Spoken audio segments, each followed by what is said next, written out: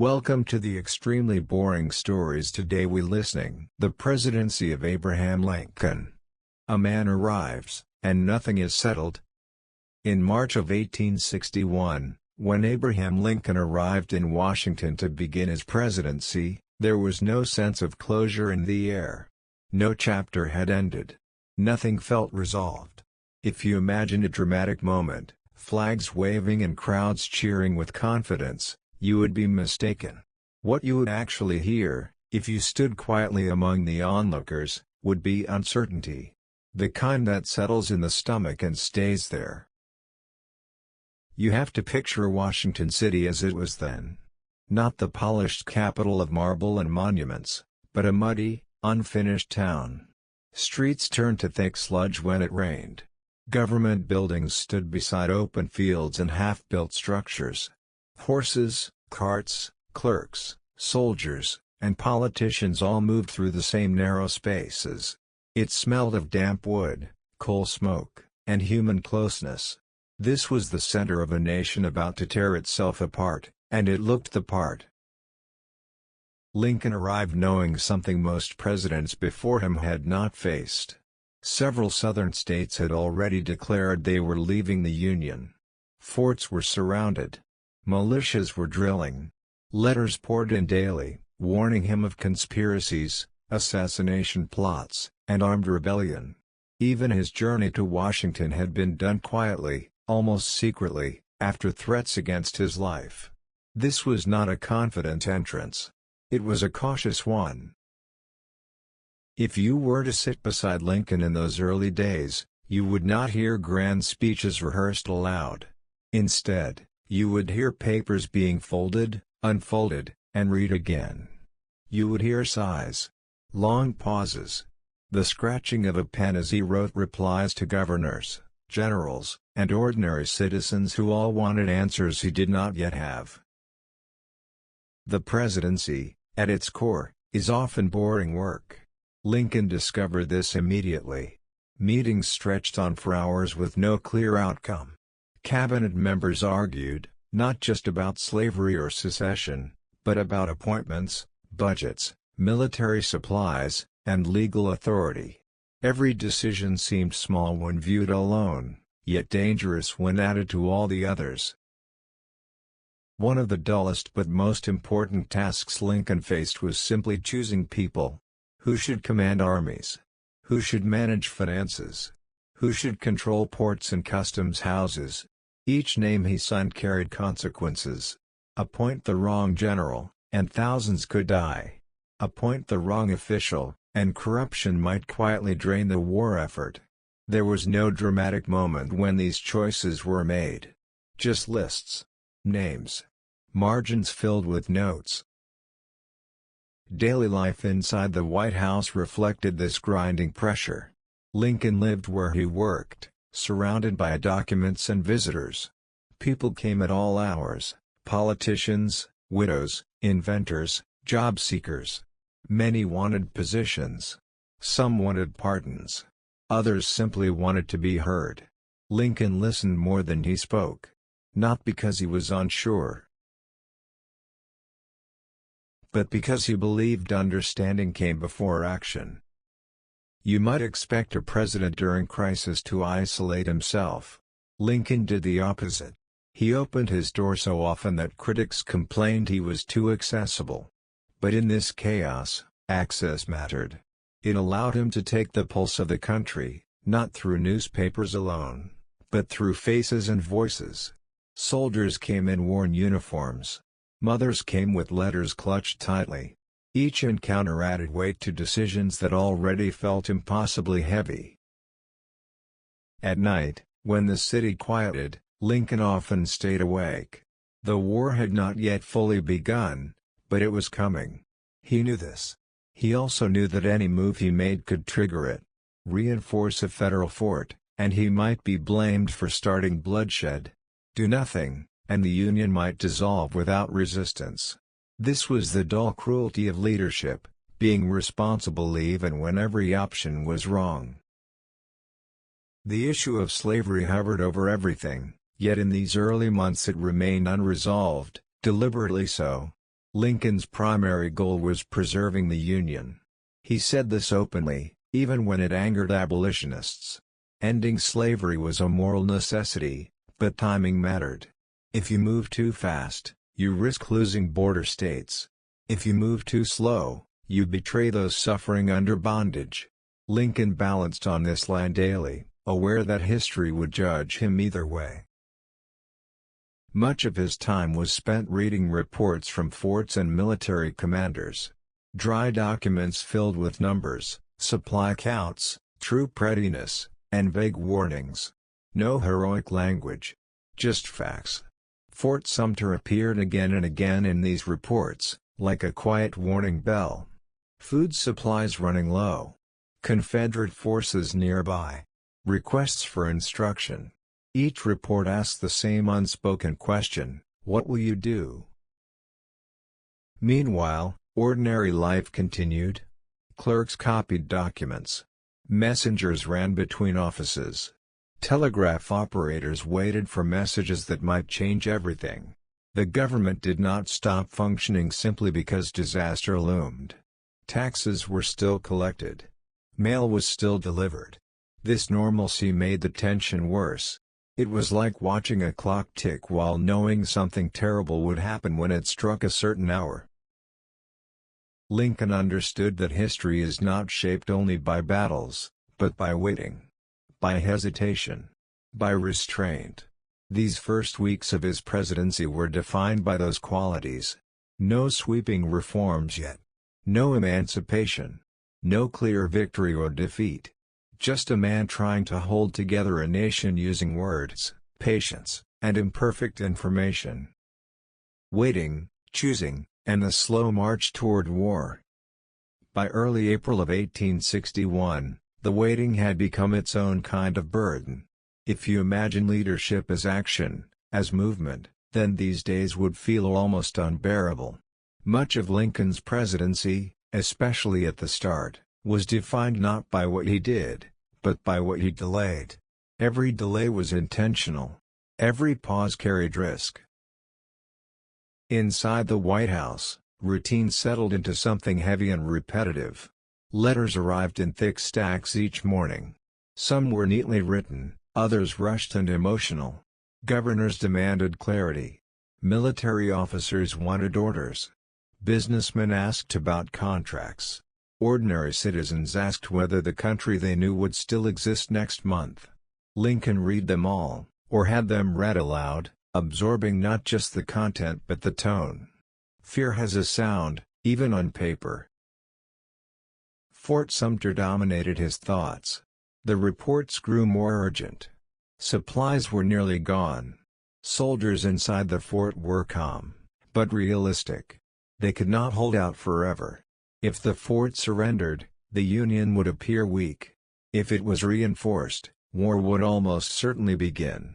There was no clever solution hiding between those two options. This is where history often feels dramatic in hindsight, but dull and exhausting in reality. Meetings were held, adjourned, and held again. Cabinet members disagreed openly. Some urged reinforcement. Others warned of disaster. Maps were unrolled on tables, then rolled back up.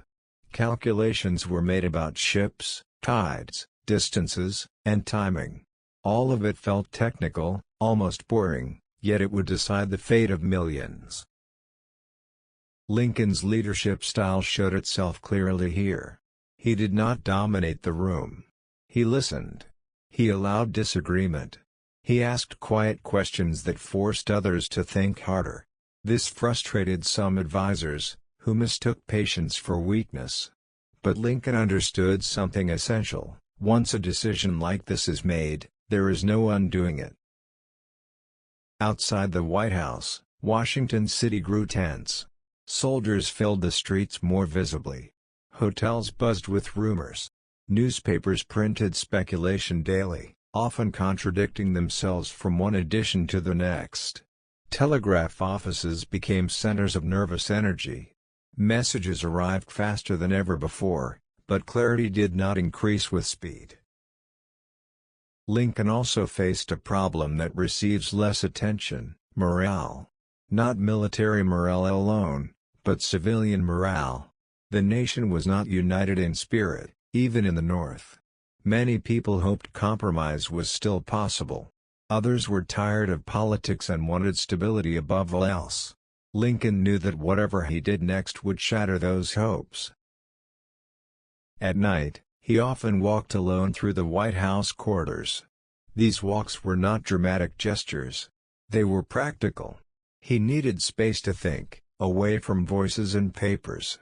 He carried the weight of knowing that young men would soon die because of choices made in these rooms. That knowledge did not inspire him. Finally, the decision came, not suddenly, but slowly, like something settling into place. Lincoln would attempt to resupply Fort Sumter with food, not weapons. It was a narrow path, chosen carefully. He hoped this would shift responsibility onto the Confederates. If they attacked, they would clearly be the aggressors. If they did not, the Union maintained its presence without firing a shot. Even this carefully limited action required preparation. Ships had to be readied. Orders written precisely. Messages sent to avoid misunderstanding.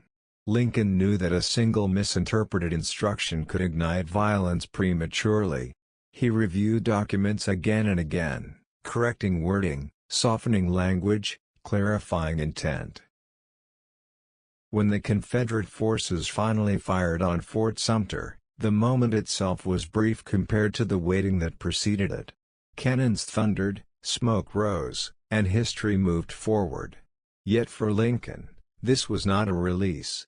It was confirmation of what he had feared all along. The war had begun. The days immediately after were filled with activity, but not with relief. Volunteers flooded recruitment offices. States responded with mixed loyalty.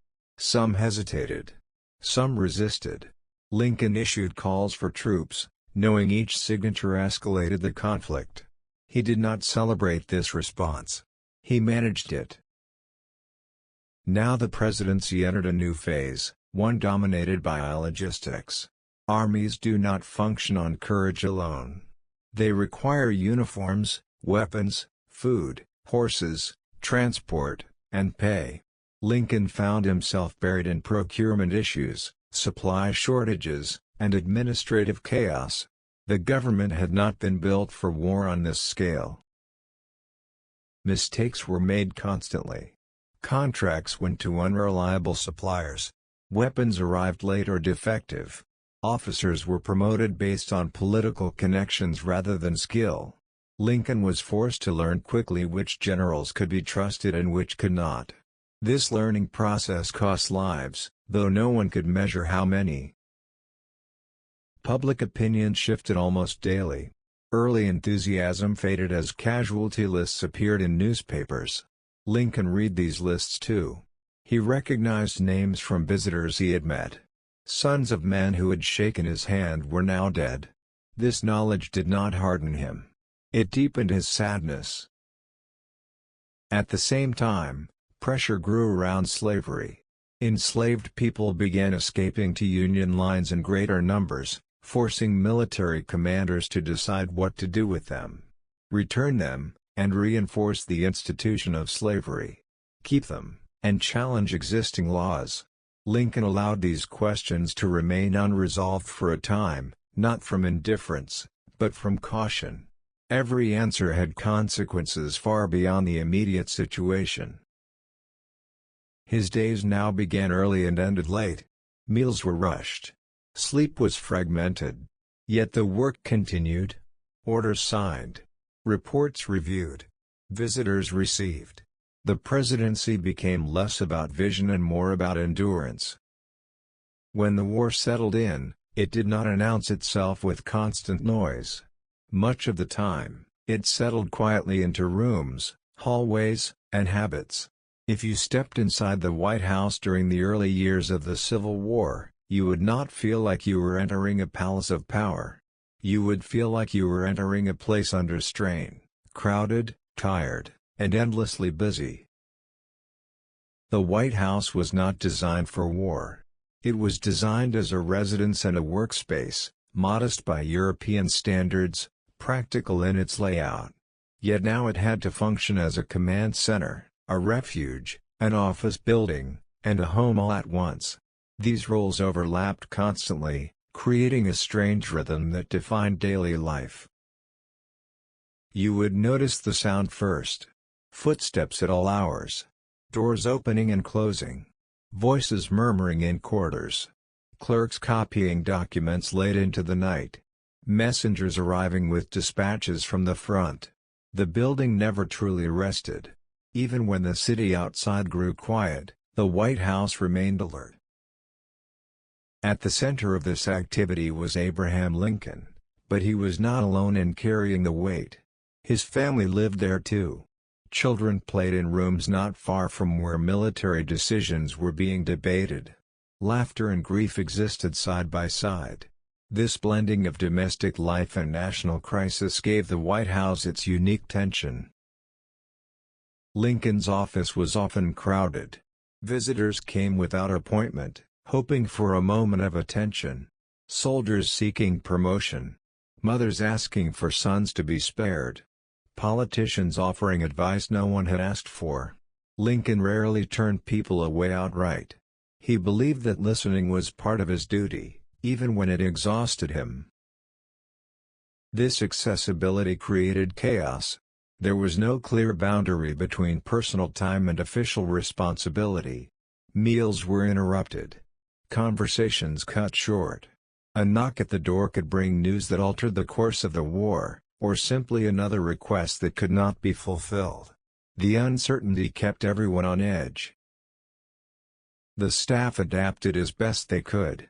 Secretaries worked relentlessly, copying letters by hand, managing schedules that never stayed fixed.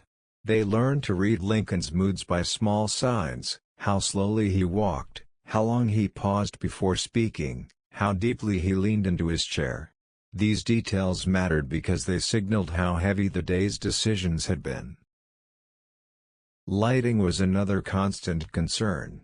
Gas lamps illuminated rooms unevenly, casting long shadows late into the night. Papers piled up on desks, illuminated just enough to be read. Ink-stained fingers. Wax seals melted and hardened again. These small physical details shaped how work was done. Fatigue crept in not just mentally, but physically. The war also changed who came to the White House. Before, it had been dominated by politicians and diplomats. Now, uniforms were common. Muddy boots crossed polished floors. The smell of the battlefield, sweat, leather, gun oil, followed officers inside. They brought with them maps marked by hand, showing rivers, rail lines, and towns most Americans had never heard of. Lincoln often met with generals late at night. These meetings were rarely dramatic. They involved careful listening, pointed questions, and long silences. He wanted to understand not just plans, but the people making them. He watched how officers spoke, how they described losses, how they handled uncertainty. Competence revealed itself in these quiet moments more than in bold claims. The presence of death was subtle but constant. Casualty lists arrived daily. Lincoln sometimes read them alone. Other times, they were read aloud by staff. Names followed by numbers. Towns followed by regiments. There was no room for ceremony in these lists. They were records, not memorials. Yet each line represented a family altered forever. The White House also became a place of mourning. Funerals passed through Washington regularly. Flags flew at half-staff. Black clothing became common. Lincoln attended services when he could, not as a symbolic gesture, but because he felt the need to bear witness. Grief, like paperwork, became part of his routine. Despite the seriousness, ordinary life did not disappear. Meals were still prepared. Children still played. Music was sometimes heard drifting through halls. These moments were not distractions, they were necessary. They reminded everyone inside the building that the country they were fighting for still existed in small, human ways. Security tightened as the war continued. Guards became more visible. Entrances were monitored more closely. Rumors of threats circulated constantly. Yet Lincoln resisted becoming fully isolated. He believed that distance from the people would weaken his judgment. This choice increased risk, but he accepted it as part of the role. The White House grounds reflected the same tension. Soldiers drilled nearby. Camps appeared where gardens once stood. The sound of marching boots became familiar. Washington city itself transformed into a military hub, and the White House sat at its center, absorbing the pressure from all sides. One of the least visible but most important changes was the emotional climate inside the building. Optimism faded quickly. It was replaced by endurance. Staff stopped asking when the war would end and started asking how much more could be handled. Lincoln sensed this shift. He spoke less of quick victory and more of persistence. Late at night, after visitors had gone and the lamps burned low, the White House felt almost fragile. A single building carrying the weight of a divided nation. Decisions made within its walls would echo far beyond them, yet those decisions were made by tired people, working under imperfect conditions, doing their best to hold things together. As the war dragged on, life inside the White House did not become more dramatic. It became more repetitive. Days began to blur together, distinguished less by events than by the accumulation of small pressures. If you were there, you would notice that no one asked anymore when things would return to normal. Normal had quietly disappeared. The building adjusted to war in subtle ways. Furniture was rearranged to make space for meetings. Tables meant for social gatherings became surfaces for maps and reports. Chairs were pulled close together during long discussions and pushed back again when exhaustion set in. Nothing about this was symbolic. It was practical. The White House became a working structure rather than a ceremonial one. Abraham Lincoln settled into habits that reflected this shift. He rose early, often before sunrise, not because he wanted to, but because sleep came in fragments. Night brought telegraph messages and worry, not rest. When morning arrived, there was already a backlog of information waiting for him. He read while standing, while walking, while eating. Still, it was never enough. The telegraph room nearby became one of the most important spaces connected to the White House. Messages arrived from distant battlefields with unsettling speed. Reports were brief, factual, and incomplete. Victory and defeat were often unclear at first. Numbers changed. Details were corrected later. Lincoln learned to read these messages cautiously, knowing that first reports were often wrong, yet still emotionally heavy. When bad news arrived, there was no announcement. No bell. It moved quietly through the building, carried by faces rather than words.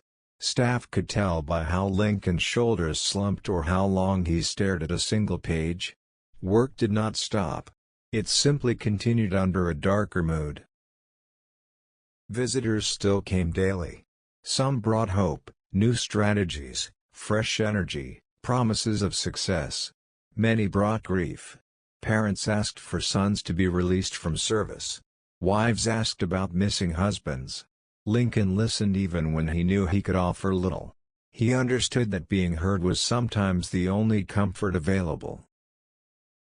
These meetings were emotionally draining, but they were not exceptional. They became routine. Grief did not arrive in waves, it arrived steadily, like a slow rain that soaked everything. There was no time to process one loss before another followed. The White House absorbed this grief without ceremony.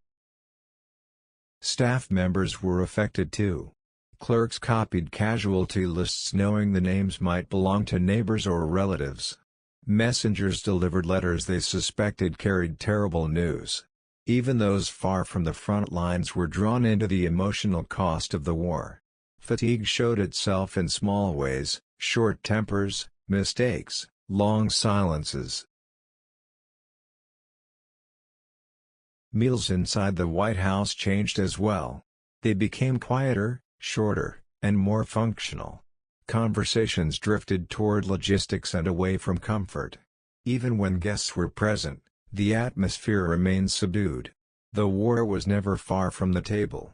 It sat there in the form of delayed deliveries, ration concerns, and reports from the front. Lincoln's family felt the strain deeply. The presence of children in the building added complexity. Laughter echoed in halls where grim discussions had taken place moments earlier. This contrast was not comforting, it was unsettling. It reminded everyone how fragile peace was, how quickly innocence could be overshadowed. Security continued to tighten, though Lincoln resisted extremes. Guards were posted more visibly. Access was controlled more carefully. Still, he insisted on seeing people. He believed isolation would distort his understanding of the country. This choice made those around him anxious, but they respected it. It was part of who he was. One of the least visible but most significant routines was Lincoln's habit of visiting military hospitals.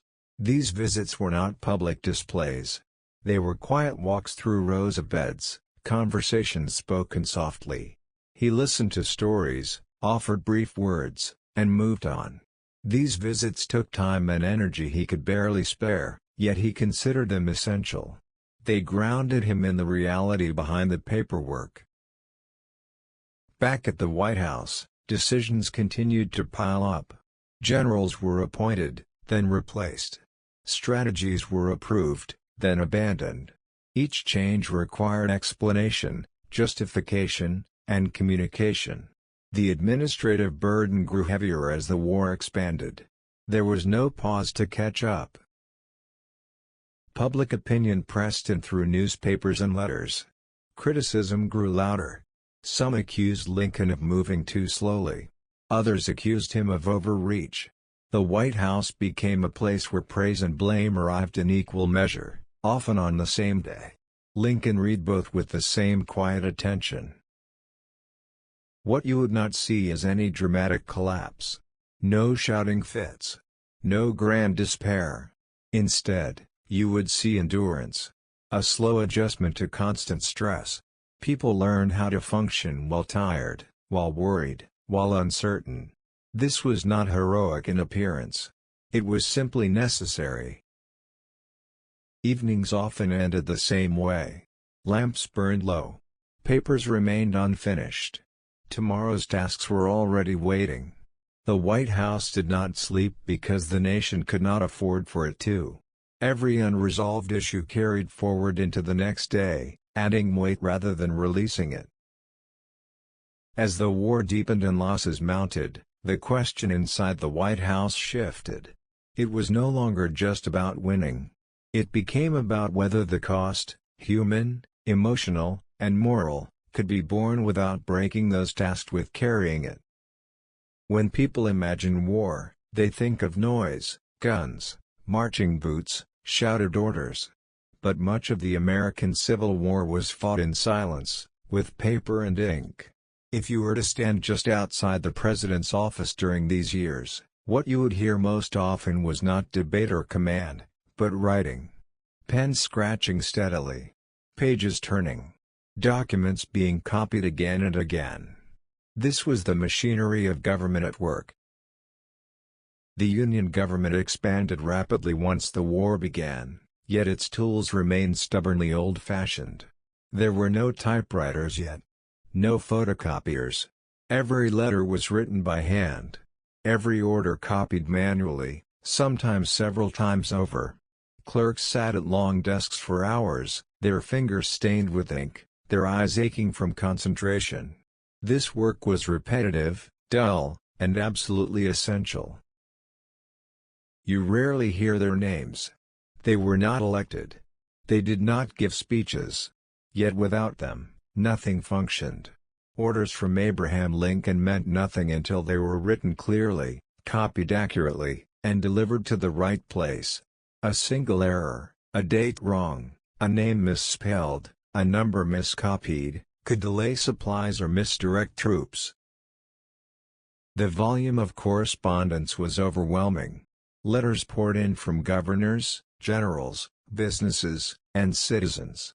Some were formal and precise. Others were emotional, filled with fear, anger, or desperation. Clerks sorted them by hand, deciding which needed immediate attention and which could wait. This sorting process shaped decisions more than anyone liked to admit. What reached the president quickly mattered more than what sat buried in a stack. Much of this paperwork was boring even by the standards of bureaucracy. Requests for payment, complaints about delayed shipments, petitions for appointments, lists of names, endless lists. Yet buried among them were decisions that affected lives directly: approvals for troop movements, authorizations for arrests, permissions for trade exceptions. The ordinary appearance of these documents hid their consequences. Government departments struggled to keep pace. Many offices were understaffed and poorly organized. Systems that worked in peacetime collapsed under wartime demand. Files went missing. Information arrived late. Clerks improvised, creating their own methods for tracking documents. String tied around bundles. Notes scribbled in margins. Memory often substituted for structure. The postal system, strained but persistent, carried much of this load. Mail traveled slowly, sometimes dangerously. Letters crossed battle lines, were delayed by damaged railways, or disappeared entirely. When replies finally arrived, circumstances had often changed. Orders based on outdated information were common. The government learned, slowly and painfully, how fragile its communication network was. Inside the White House and nearby offices, the rhythm of paperwork shaped the day. Mornings were for reading and sorting. Afternoons for drafting responses. Evenings for copying and sealing.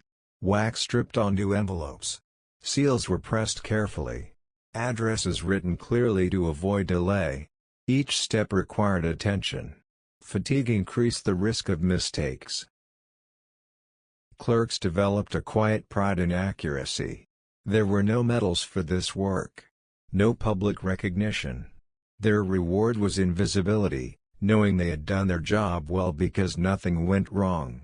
When something did go wrong, however, blame moved quickly, even if unfairly. Pressure built silently. Some clerks worked directly with Lincoln and observed him closely. They noticed his habit of revising documents repeatedly, searching for the right tone. He understood that words mattered. A single phrase could calm a governor or provoke outrage. He chose language carefully, even when exhausted. Clerks learned to wait patiently while he rewrote sentences that others thought were already good enough. The government also relied heavily on record-keeping. Casualty lists, supply inventories, payrolls, all were tracked by hand. Errors here were not abstract. A missing name could mean a family never received notice. A miscounted shipment could leave soldiers without boots or blankets. The dullness of the task did not reduce its importance.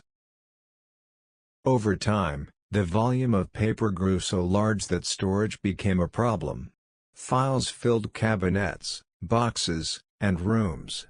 Clerks navigated this maze daily, relying on memory and informal systems. The government functioned less like a machine and more like a living organism, adapting imperfectly to constant strain. You might expect frustration to boil over. Sometimes it did. But more often, it settled into quiet endurance. Clerks arrived early and left late. They worked through illness and grief. Some had family members at the front. Others had lost relatives already. They returned to their desks because the work had to continue. This unseen labor shaped the war as surely as any battle. Decisions were delayed or accelerated based on paperwork. Authority flowed through letters. Power moved along postal routes and telegraph lines. The fate of armies depended on clerks who never saw the battlefield. As the war continued, the machinery of government grew heavier, more complex, and more fragile. Each new policy added layers of paperwork. Each new crisis multiplied correspondence. The system held, but barely, relying on human patience more than design. As the war stretched on, the paperwork did not simply increase, it thickened. Each new law, each military expansion, each emergency measure added layers to an already strained system. If you were a clerk in Washington during these years, your workday rarely felt finished. It merely paused, only to resume the next morning with more waiting. Delays became a normal condition of government. Letters that once took days now took weeks. Decisions approved in principle waited on signatures, copies, and delivery. The distance between intention and action grew longer, not because people lacked will, but because the system moved at the speed of human hands. Clerks learned to recognize the difference between urgent and merely important, though the distinction was often blurry. A request for funds could be routine, or it could determine whether a regiment ate. A petition for release from service might be dismissed, or it might be the last hope of a family already grieving. Sorting these requests required judgment, not just organization. Mistakes were inevitable. Names were misspelled. Numbers misread. Entire files misplaced. When errors surfaced, they rarely did so immediately. The consequences appeared later, far from Washington, in the form of confusion, delay, or hardship. A shipment arrived late. A payment went missing. An order contradicted another already in effect. These errors rarely led to public outrage. They were too small, too technical. But their cumulative effect was heavy. Soldiers waited longer for supplies. Families waited longer for answers.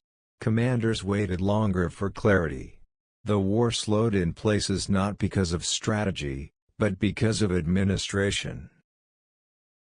Inside the offices, frustration was carefully contained. Clerks knew they were part of something larger. Complaints were whispered, not shouted. The culture rewarded patience and quiet endurance. To fail loudly was worse than to struggle silently. The presence of Abraham Lincoln loomed over this work even when he was not physically present. His expectations shaped the tone of correspondence. He demanded clarity, precision, and restraint. He disliked unnecessary flourish. Clerks learned to write plainly, to avoid language that could inflame tensions or be misunderstood. This attention to wording slowed things further. Drafts were rewritten. Phrases softened. Instructions clarified. It was tedious, but intentional. Lincoln believed that careless language could cost lives just as surely as careless planning. Clerks absorbed this belief and applied it to their work, even when exhausted. The government also struggled with consistency. Different departments interpreted policies differently. Orders issued by one office conflicted with those from another. Clerks spent hours reconciling these contradictions, writing explanatory letters, and waiting for replies. In the meantime, uncertainty spread outward through the system. Record-keeping became a moral responsibility as much as an administrative one. Casualty lists were checked and rechecked. Errors here carried emotional weight. A family informed of a death that had not occurred, or left uninformed of one that had, suffered deeply. Clerks felt this responsibility keenly, even if they never met the people affected. Despite the pressure, innovation was slow. The system relied on tradition because there was no time to redesign it. Improvements came in small adjustments, better filing habits, clearer templates, informal rules passed from one clerk to another. The machinery evolved quietly, without recognition. What kept it functioning was not efficiency, but commitment. Clerks believed their work mattered, even when it felt invisible. They stayed late. They returned early. They corrected mistakes when they could and carried the weight of those they could not. As the war entered its later years, the administrative burden grew heavier still. New policies regarding conscription, emancipation, and Reconstruction added complexity. Each change required explanation, documentation, and enforcement. Paper multiplied faster than it could be managed. The machinery of government held together through human effort rather than structural strength. It bent, creaked, and strained, but it did not collapse. That endurance came at a cost: fatigue, frustration, and quiet despair. War is often described through battles and speeches, but most people experienced it through hunger, cold, and waiting. If you lived in the United States during the Civil War, your days were shaped less by ideology and more by practical questions. What will we eat? How will we stay warm? How long will what we have last? These questions did not belong only to soldiers. They belonged to families, laborers, clerks, widows, and children. They belonged to cities and farms, to North and South alike. Survival, in its most ordinary sense, became a daily calculation. Food was the first concern. Even before shortages became severe, anxiety about supply spread quickly. Railways were diverted for military use. Rivers were contested. Crops were seized or destroyed. What had once been routine, buying flour, salt, or meat, became uncertain. Prices rose unevenly, often without warning. Families learned to adapt quietly, substituting ingredients, stretching meals, and reducing portions. Bread changed. It became darker, heavier, made from whatever grain was available. Meat became less frequent. Coffee was replaced with roasted substitutes, chicory, grains, anything that could mimic warmth and bitterness. Sugar grew scarce.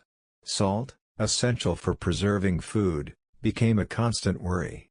Without it, meat spoiled quickly, and winter stores could not be trusted.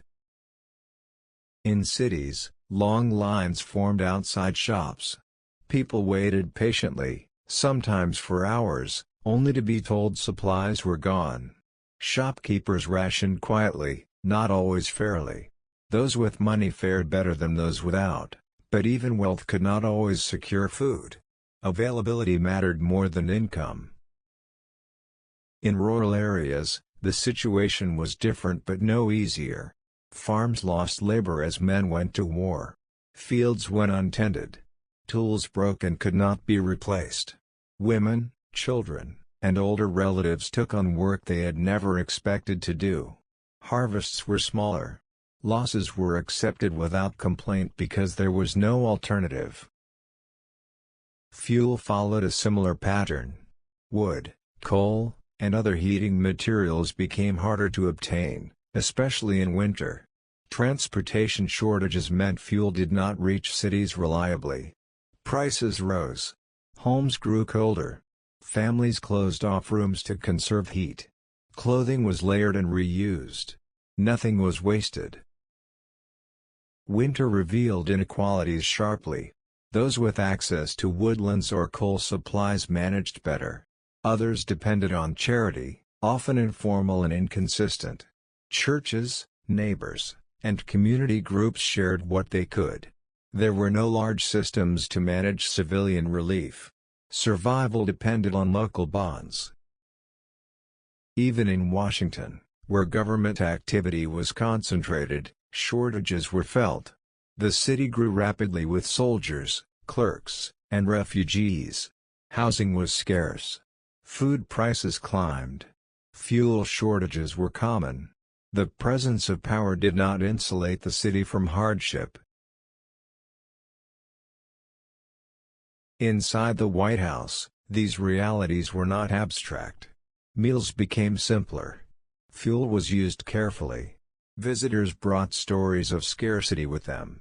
Abraham Lincoln listened to complaints not only about policy, but about hunger, cold, and disrupted livelihoods.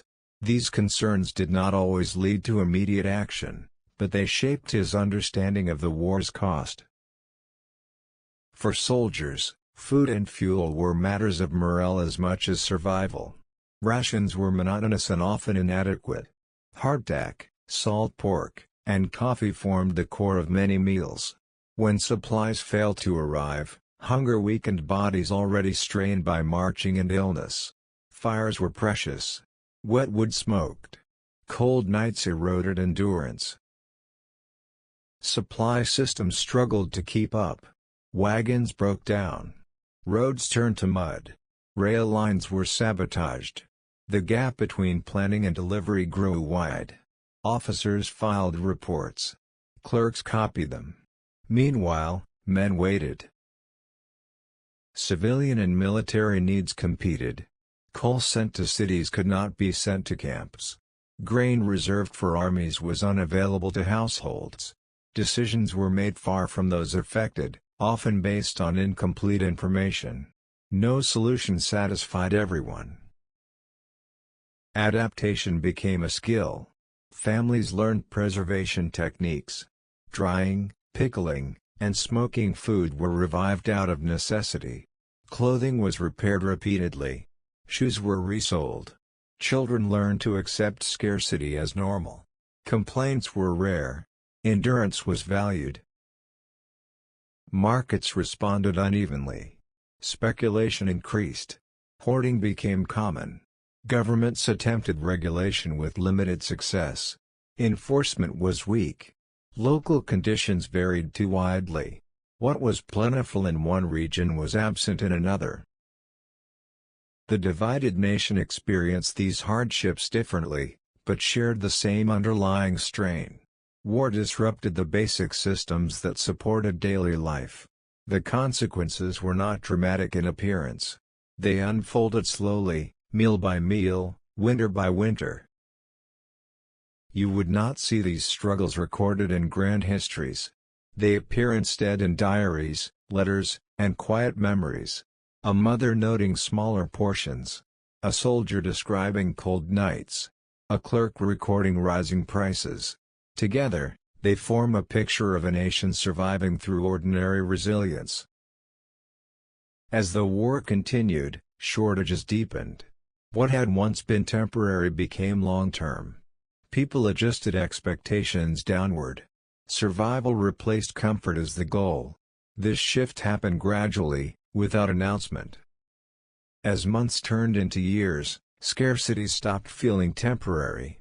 People adjusted not because they believed things would improve soon, but because adjustment was the only way to continue. Survival became a matter of arithmetic: how much food remained, how much fuel was left, how many mouths needed feeding, and how long winter might last. Rationing was rarely formal at first. There were no printed cards or official limits in most places. Instead, rationing happened at kitchen tables. Families decided how much bread could be eaten today so there would be some tomorrow. Portions grew smaller without comment. Seconds disappeared. Children learned quickly not to ask. In towns and cities, markets reflected these quiet calculations. Prices fluctuated unpredictably. A sack of flour might be affordable one week and impossible the next. Housewives learned to shop early, to ask discreet questions, to notice which stalls still had supplies. Familiar relationships with shopkeepers mattered more than posted prices. Substitution became common. Wheat flour was mixed with cornmeal or other grains. Meat was stretched with stews and broths. Vegetables took on greater importance, especially those that could be stored: potatoes, onions, dried beans. Nothing was thrown away if it could be repurposed. Leftovers were transformed rather than discarded. Fuel required similar planning. Wood piles were measured carefully. Coal was broken into smaller pieces to last longer. Fires were lit later in the day and extinguished sooner. Homes grew colder, But families adapted by wearing extra layers and gathering in fewer rooms. Comfort was redefined. Winter intensified everything. Cold increased hunger. Hunger increased weakness. Weakness made illness more dangerous. Communities felt this chain reaction deeply. When fuel ran short, sickness followed. When sickness spread, work slowed. When work slowed, food became even scarcer. These cycles repeated quietly. Charity filled some gaps, but it was uneven. Churches organized collections. Neighbors shared when they could. Women formed informal networks to distribute food and clothing. These efforts were not coordinated on a national scale. They depended on trust and proximity. Where communities were strong, survival was easier. Where they were fragmented, hardship deepened. For soldiers, rationing took a different form. Official rations existed on paper, but reality often differed. Supplies were lost, delayed, or spoiled. Men learned to supplement when possible, trading with locals, foraging, or pooling resources. Hunger became a constant companion, shaping mood and morale. Fuel scarcity affected armies as well. Camps relied on wood for warmth and cooking. Surrounding areas were quickly stripped of trees. Wet or green wood produced smoke rather than heat. Soldiers slept cold, woke stiff, and marched tired. These conditions did not show in battle reports, but they shaped outcomes nonetheless. The government was aware of these hardships, but solutions were limited. Transportation infrastructure was stretched thin. Priorities favored armies over civilians. Policies aimed at regulation struggled to keep pace with reality. Enforcement varied widely. In many places, regulation existed mostly on paper. Abraham Lincoln received letters describing these conditions in plain language. People wrote not to argue politics, but to explain hunger, cold, and fear. He read these letters alongside military reports.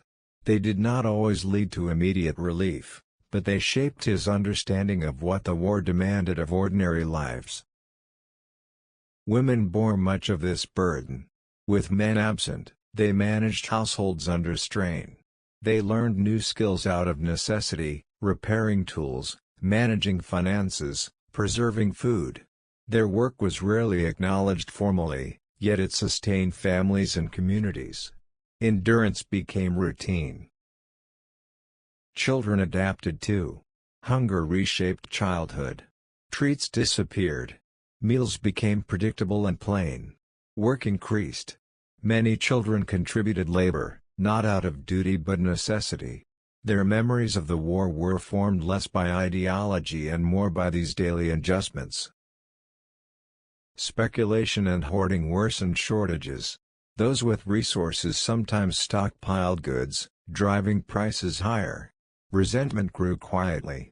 Communities knew who had more than others. Tensions simmered beneath polite interactions. Yet open conflict was rare. Survival required restraint. Rural and urban experiences diverged but intersected. Rural areas produced food but lacked access to manufactured goods. Cities had markets but limited supply. Trade routes connected them imperfectly. Disruption anywhere rippled outward. No region was truly insulated. Seasonal rhythms still mattered. Planting and harvest dictated hope. A good harvest brought brief relief. A poor one deepened anxiety. Weather became a subject of constant discussion. Rain, frost, and drought were followed closely, not for curiosity, but for survival. As scarcity persisted, expectations changed. People stopped comparing present conditions to the past and began comparing them to yesterday. If today was no worse than yesterday, that was enough.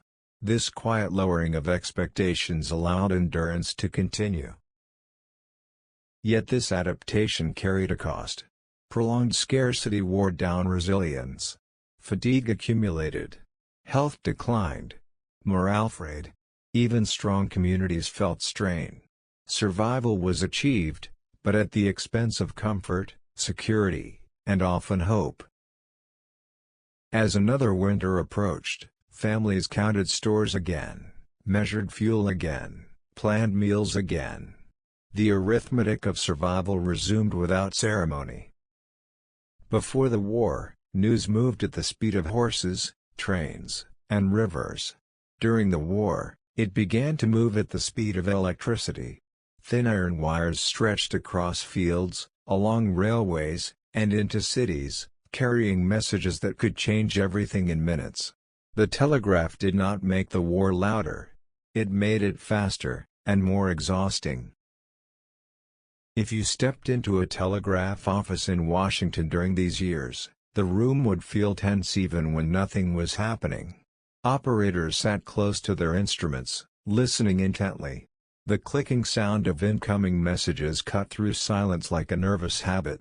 When the line was quiet, people waited. When it came alive, everyone leaned in. The telegraph transformed leadership.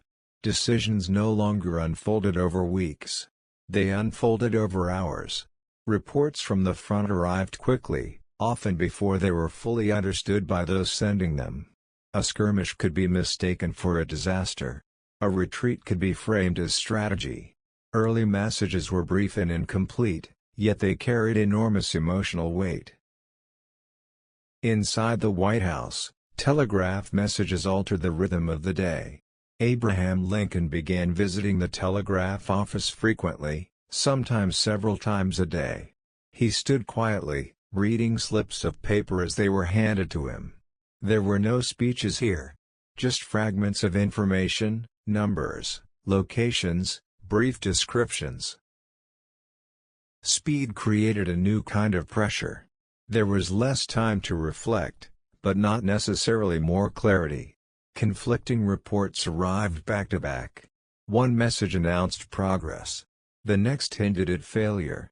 Lincoln learned to wait for patterns rather than reacting to individual messages, but this restraint was difficult.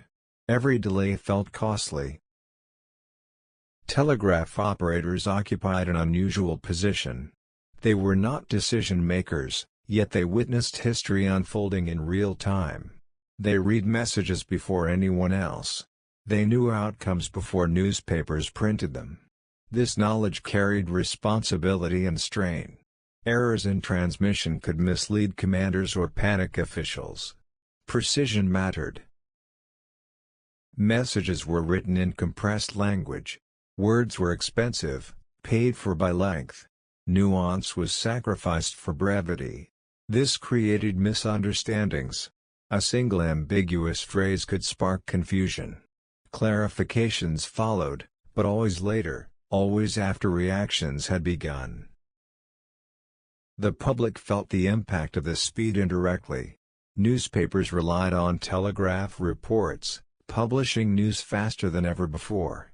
Headlines appeared before details were confirmed. Rumors spread quickly. Corrections came slowly. Readers learned to live with uncertainty, reading updates that contradicted yesterday's certainty. Families experienced this speed as anxiety. News of battles arrived quickly, but casualty lists did not always follow. People knew fighting had occurred but not who had been affected. Waiting became more intense because it was informed waiting. Silence after a known battle felt heavier than ignorance ever had. The telegraph also changed military command. Generals were no longer isolated. They could receive instructions quickly, and be questioned quickly. This reduced autonomy and increased oversight. Some commanders resented this. Others relied on it. The chain of command tightened, even as confusion increased. Wires became strategic assets. They were guarded, repaired, and sometimes deliberately cut. A broken line meant isolation. Messages stopped. Uncertainty returned. When lines went down, commanders reverted to older rhythms, waiting days for news. The contrast was stark. Silence felt dangerous once speed had become normal. In Washington, nights were no longer quiet. Telegraph offices operated late. Lamps burned. Operators listened for signals.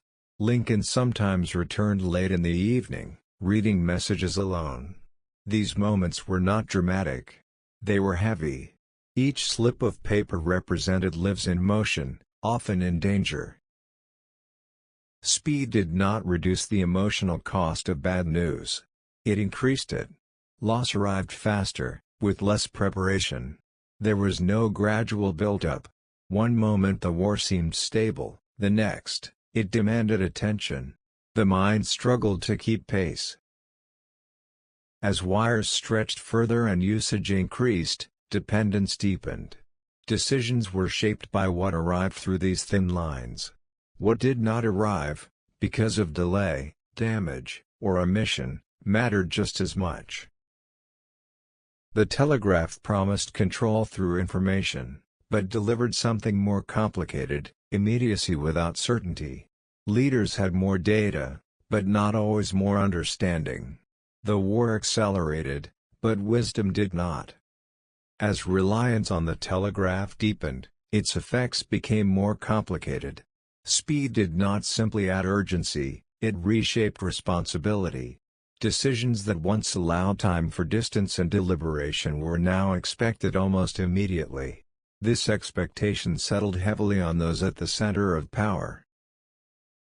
In Washington, the telegraph office became a place of waiting as much as receiving. Operators listened for signals that might not come. Silence itself became a message, one that suggested broken lines, overwhelmed stations, or something worse. When nothing arrived, imagination filled the gap. Waiting without information proved just as stressful as receiving too much of it. Abraham Lincoln learned to manage this tension carefully. He visited the telegraph office often, not to issue constant commands, but to observe. He read incoming messages quietly, sometimes setting them aside before responding. This restraint was deliberate. He understood that reacting too quickly to incomplete information could be as dangerous as inaction. Yet restraint was harder to maintain as public expectations shifted. The speed of news created an illusion of control. If information arrived quickly, people assumed decisions should follow just as fast. Delays were interpreted as weakness or indecision. Lincoln faced criticism not only for what he did, but for how long he took to do it. Military commanders felt this pressure too. Telegraph lines allowed superiors to question decisions almost in real time. Reports were scrutinized closely. Explanations were demanded quickly. This reduced independence at the front. Some generals adapted. Others bristled. Tension grew between those fighting and those directing from afar. Misunderstandings multiplied. Messages were brief and lacked context. A single word, retreat, engaged, holding, could be interpreted in multiple ways. Clarifications took time, and during that time, decisions might already have been made based on assumptions. The telegraph accelerated action, but not understanding. Errors in transmission added another layer of risk. Operators worked carefully, but fatigue and pressure took their toll.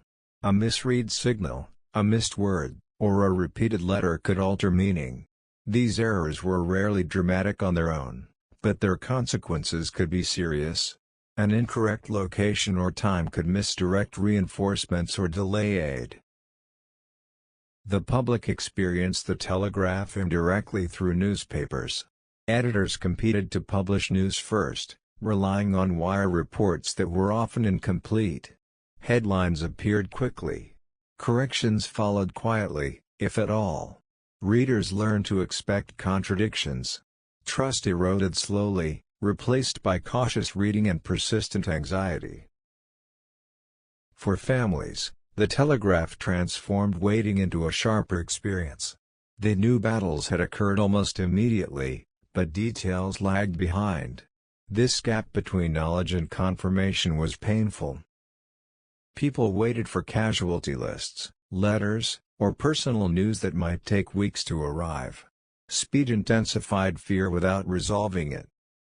The government attempted to manage information flow, but control was limited. Telegraph networks were vast and imperfect. Messages crossed public and private lines. Information leaked easily. Rumors spread faster than official statements. Attempts at censorship were inconsistent and often ineffective. Telegraph lines themselves became targets. They were cut intentionally to disrupt communication. Repair crews followed armies, stringing wires again under dangerous conditions. A restored line brought relief, but also renewed pressure. Connection meant responsibility. Disconnection meant isolation. Within the telegraph office, operators developed their own quiet culture. They worked long hours, listening constantly, translating sound into meaning. They learned to recognize the urgency of certain signals, the patterns of particular stations. They carried knowledge they could not share openly, bound by duty and discretion. Lincoln valued these operators and the information they provided, but he also understood their limitations. He treated telegraph messages as fragments, not conclusions. He waited for confirmation from multiple sources. This patience frustrated critics but prevented worse mistakes. As the war progressed, dependence on the telegraph became absolute. Command structures, supply chains, and political decisions all relied on its speed. The wires formed an invisible network holding the war together. When they failed, chaos threatened. Yet the human capacity to process information did not increase at the same pace. Minds grew tired. Judgment suffered. The constant stream of updates left little room for reflection. Decisions piled up faster than they could be fully considered. This imbalance, between the speed of information and the slower speed of understanding, defined much of the war's leadership experience. The telegraph did not simplify the burden of command. It intensified it. When history remembers a presidency, it often remembers one face and one voice. But power rarely works alone. During the war, much of the real labor happened around long tables, in crowded rooms, among men who argued, hesitated, and compromised for hours at a time. These were the cabinet members, rarely celebrated, frequently criticized, and essential to keeping the government moving. If you sat quietly in on a cabinet meeting during the Civil War, you would not feel inspired. You would feel tired. The room would be filled with papers, half-drunk cups of coffee, and men who had already worked since dawn. These meetings were not grand councils. They were working sessions, often repetitive and frustrating. Each cabinet member carried responsibility for a different part of the government stretched beyond its original design. Treasury worried about money that did not yet exist. War struggled to manage armies larger than anything the nation had known. Navy dealt with blockades, ships, and technologies changing mid-war. State managed diplomacy while trying to prevent foreign intervention. Interior handled land, pensions, and the administrative aftermath of conflict. None of these tasks were neat. Disagreements were common and rarely polite. Cabinet members came from different political backgrounds, held conflicting priorities, and often distrusted one another. These tensions did not weaken the government, they defined it. Debate slowed decisions, but it also prevented rash ones. Progress came not through harmony, but through persistence. At the head of the table sat Abraham Lincoln, listening more than speaking. He allowed arguments to unfold fully, sometimes longer than others thought necessary. He believed that conflict revealed information. Silence, to him, was not agreement, it was unfinished thought. Meetings often returned to the same issues repeatedly. Funding shortages, military setbacks, political backlash. Cabinet members arrived hoping for resolution and left with revised questions. Decisions were postponed not out of avoidance, but because new information kept arriving. The war did not wait for consensus, but governance required it. Much of the cabinet's work was invisible. Drafting regulations, reviewing contracts, approving appointments, responding to complaints. These tasks lacked drama, yet mistakes here could undermine entire campaigns. A poorly written order could create confusion. A delayed approval could halt supplies. Personal ambition complicated everything. Some cabinet members saw the presidency as a stepping stone. Others feared being blamed for failure. Trust was fragile. Lincoln managed these dynamics carefully, balancing egos without openly confronting them. He used humor sparingly, tension deliberately, and patience constantly. The cabinet also served as a buffer between Lincoln and the full weight of the war. They absorbed criticism, filtered demands, and handled crises that never reached the president's desk. This protection was imperfect, but necessary. No single person could carry every burden directly. Outside the meeting room, cabinet members faced public scrutiny. Newspapers criticized their decisions. Political allies demanded favors. Enemies waited for mistakes. Cabinet service was not prestigious work, it was exposed work. Success meant fewer headlines. Failure meant constant attention. Despite the strain, routine developed. Meetings followed patterns. Arguments resurfaced predictably. People learned when to push and when to yield. Governance became a craft practiced under pressure, shaped by habit rather than inspiration. Some cabinet members disagreed deeply with Lincoln's pace or priorities. Others doubted his judgment at times. Yet they stayed. They argued within the room rather than breaking away publicly. This containment of conflict mattered. It allowed disagreement without collapse. As the war progressed, the cabinet's workload increased rather than stabilized. New problems layered onto old ones. There was no clearing of the agenda. Only accumulation. Meetings ended with unfinished business carried forward to the next day. If you look closely, this was where endurance mattered most. Not on the battlefield alone, but in rooms where decisions were slow, contested, and uncelebrated. The cabinet did not produce victories. It produced continuity. As the war settled into its long middle years, the cabinet's work became heavier, not clearer. Problems did not resolve themselves, they multiplied. Each department learned that solving one issue often created two more. If you watched closely, you would see that exhaustion, not disagreement, became the greatest challenge. Cabinet members carried responsibilities that rarely fit neatly within their titles. The Secretary of War dealt not only with armies, but with politics, contracts, and public anger. The Secretary of the Treasury worried about loans, inflation, and the fragile trust of citizens asked to fund a war that offered no quick victory. The Navy faced technological change mid-conflict, adapting ships and strategies while operations continued. No one worked within stable boundaries. Meetings grew longer and less decisive.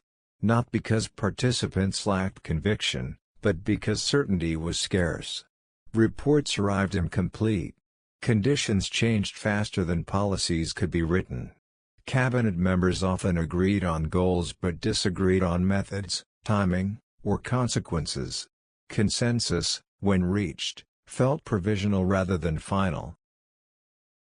At these meetings, Abraham Lincoln continued to listen carefully. He did not rush votes or force conclusions. Instead, he summarized arguments quietly, sometimes reframing them in simpler terms. This habit frustrated those who wanted immediate direction, but it allowed disagreements to be clarified rather than suppressed. Responsibility extended beyond policy into human consequence. Cabinet members approved contracts knowing corruption was possible. They authorized arrests knowing innocent people might be affected. They enforced laws knowing enforcement would be uneven. These were not theoretical concerns. Letters arrived describing hardship caused by decisions made in these rooms. Public criticism intensified as the war dragged on. Cabinet members became convenient targets. Newspapers accused them of incompetence or cruelty. Political rivals waited for failure. Even allies grew impatient. Cabinet service offered little protection and no certainty of reward. Despite this, most stayed. Resignations were rare and often reluctant. Leaving would have signaled instability. Staying meant absorbing blame quietly. Cabinet members learned to accept criticism without response, knowing that defending every decision publicly would only deepen divisions. Internal tensions persisted. Trust remained conditional. Alliances shifted subtly within the group. Some members spoke freely, others guarded their words. Lincoln managed these dynamics with care, allowing space for disagreement without allowing it to fracture the administration.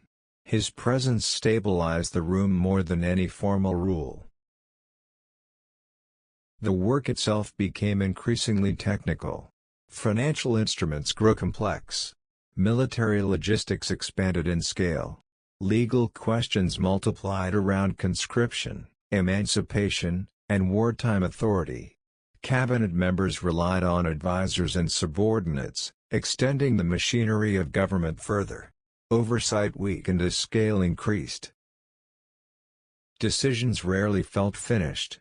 Policies were issued, revised, clarified, and amended. Cabinet members revisited the same topics repeatedly, adjusting to new realities. This constant revision created frustration but also prevented rigidity. Flexibility became a survival trait. Personal tolls accumulated quietly. Health declined. Tempers shortened. Family lives suffered. Cabinet members spent long hours in Washington, separated from loved ones, carrying responsibilities they could not set down at home. Few spoke openly about this strain. Duty demanded silence. Yet moments of unity appeared unexpectedly. A shared recognition of loss. A brief agreement reached after hours of debate. A quiet acknowledgement that, despite differences, everyone present was trying to hold the nation together. These moments were fleeting but sustaining. As the war entered later stages, cabinet members began to sense that their work would soon shift again, from sustaining conflict to managing its aftermath. Reconstruction loomed as an undefined task, already controversial before it began. The cabinet understood that peace would not simplify their work. It would change its shape. War is often imagined as movement, marching, charging, advancing. But for most soldiers, much of the war was waiting. Waiting for orders. Waiting for food. Waiting for letters. And very often, waiting for pay. Money, or the absence of it, shaped morale quietly but persistently. When volunteers enlisted, they did so with promises attached. They would be paid regularly. Their families would be supported. The government would honor its obligations. On paper, these promises were clear. In reality, they moved through a slow and fragile system of paperwork that struggled to keep pace with the size of the war. If you were a soldier in the field, payday was rarely predictable. Weeks passed. Sometimes months. When money finally arrived, it often came late, incomplete, or accompanied by errors. Names were misspelled. Ranks recorded incorrectly. Entire units were omitted from rolls. These mistakes were not malicious, but they felt personal. Paymasters worked under difficult conditions. They traveled with armies, carrying large sums of cash, guarded closely. Roads were poor. Weather was unpredictable. Delays were common. When a paymaster did not arrive on schedule, rumors spread quickly. Suspicion followed. Morale dipped. For soldiers, money mattered beyond personal comfort. Many sent most of their pay home. Families depended on it to buy food, fuel, and clothing. A delayed payment in camp meant hardship far away, in homes already strained by absence and scarcity. Soldiers worried constantly about what was happening beyond their sight. Paperwork sat at the center of this system. Muster rolls had to be accurate. Service had to be verified. Discharges had to be recorded. Each step required documentation, signatures, and approval. Clerks copied figures by hand. Errors accumulated quietly. Fixing them took time. Illiteracy complicated matters. Some soldiers could not read their own pay records. They relied on officers or comrades to explain deductions or delays. This dependence sometimes bred resentment. Trust, once shaken, was hard to restore. The government attempted reforms. Procedures were clarified. Oversight increased. Yet scale overwhelmed intention. Armies grew faster than administrative capacity. The system adapted slowly, always behind demand. Abraham Lincoln was aware of these issues.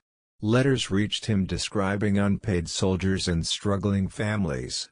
He understood that pay was not a minor detail. It was a bond of trust between the government and those risking their lives. Still, solutions moved at bureaucratic speed. In camp, soldiers developed their own coping mechanisms. They pooled money. They lent informally. They joked darkly about pay that might never come. Patience became a skill learned out of necessity. Complaints were common, mutiny was rare. Most endured. Pay problems also affected discipline. Unpaid soldiers were harder to motivate. Desertion increased when families suffered. Commanders learned that morale depended as much on administrative reliability as on leadership in battle. The paperwork followed soldiers even after death. Final pay, pensions, and benefits required proof. Families navigated complex systems while grieving. Delays compounded loss. Many waited months or years for what was owed. This slow movement of money revealed something important about war. It was not sustained by courage alone, but by trust maintained through ordinary systems. When those systems faltered, the strain reached far beyond the battlefield. As the war continued, soldiers learned that waiting for pay was only part of the problem. When money finally arrived, it often brought confusion rather than relief. Pay came with deductions, some expected, some unexplained. Uniforms, equipment, fines, and alleged losses were subtracted from wages, sometimes without clear justification. For men already tired and hungry, these small reductions felt heavy. Pay records were complicated documents. Ranks changed. Units were reorganized.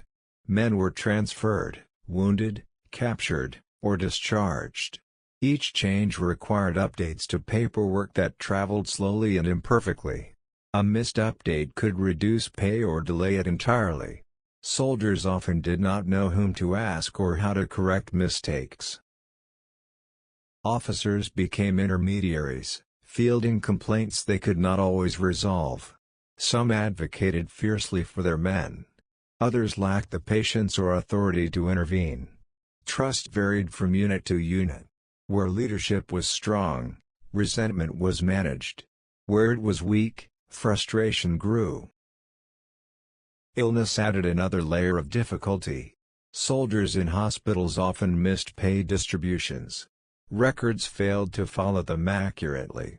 When they returned to duty, gaps appeared in their accounts. Proving continuous service became a challenge, especially for those who had been unconscious, transferred, or moved repeatedly. Desertion, though still relatively uncommon, increased in areas where pay problems combined with hardship at home. Soldiers weighed loyalty against responsibility to family. Letters describing hunger or eviction forced painful calculations. Some left without permission, hoping to return money home directly. Others stayed and worried. The government attempted to standardize processes. New forms were introduced. Instructions were clarified. Yet complexity increased faster than order. The administrative system was always reacting, rarely anticipating. Fixes addressed yesterday's problems while new ones emerged. Back in Washington, these issues reached the highest levels. Abraham Lincoln understood that unpaid or underpaid soldiers posed a serious risk, not just to morale, but to legitimacy. A government that could not meet basic obligations undermined its own authority. Still, reform required time, coordination, and resources already stretched thin. Families felt the consequences acutely. Paid delays meant postponed rent, unpaid debts, and reliance on neighbors or charity. Wives learned to manage household finances under uncertainty, never knowing when money would arrive or how much it would be. Children absorbed this instability quietly. Pensions and back pay created long-term complications. After injuries or death, families navigated a confusing system to claim what was owed. Documentation was required at every step. Missing records stalled claims. Many waited years. Some gave up entirely. Soldiers themselves became experts in the system out of necessity. They learned which clerks were helpful, which forms mattered, which officers could intervene. Knowledge passed informally, shared in camp and hospital wards. This education was practical, not official. Despite these frustrations, most soldiers continued to serve. They complained, they joked, they waited. Patience became a shared discipline, learned alongside drilling and marching. It was not celebrated, but it sustained the army through long periods without glory. The slow movement of money mirrored the slow movement of trust. Each delay strained it. Each correction repaired it slightly. The system never fully stabilized, but it did not collapse. It endured through human tolerance more than efficiency. As the war wore on, soldiers adjusted expectations. They stopped counting days until pay and started counting whether families had survived another month. The meaning of money shifted from reward to reassurance. Washington City during the Civil War was not a symbol of stability. It was a place still becoming itself. If you arrived expecting order, you would instead find mud, half-built roads, overcrowded housing, and a constant sense that the city was being used faster than it could adapt. The streets were the first thing you noticed. Many were unpaved. Rain turned them into thick channels of mud that swallowed boots and wagon wheels alike. In dry weather, dust rose and settled everywhere, on clothes, papers, and food. Movement was slow. Everyday travel required patience and physical effort. This was the environment in which the government of a nation at war operated. The population of Washington City exploded almost overnight. Soldiers arrived in waves. Clerks followed. Refugees came seeking safety and work. Freed people arrived hoping for opportunity and protection. Housing could not keep up. Boarding houses filled beyond capacity. Makeshift shelters appeared where space allowed. Privacy became rare. Routine life adjusted under pressure. Markets struggled to supply enough food. Prices rose. Water sources were unreliable. Sanitation systems were primitive. Waste accumulated in open areas. The smell of the city changed, stronger, heavier, harder to ignore. Disease followed closely behind. Illness became a constant presence. Typhoid, dysentery, malaria, and other infections spread easily in crowded conditions. Hospitals overflowed. Temporary wards were established in churches, public buildings, and large homes. Medical knowledge was limited. Treatments were inconsistent. Survival often depended on strength and luck.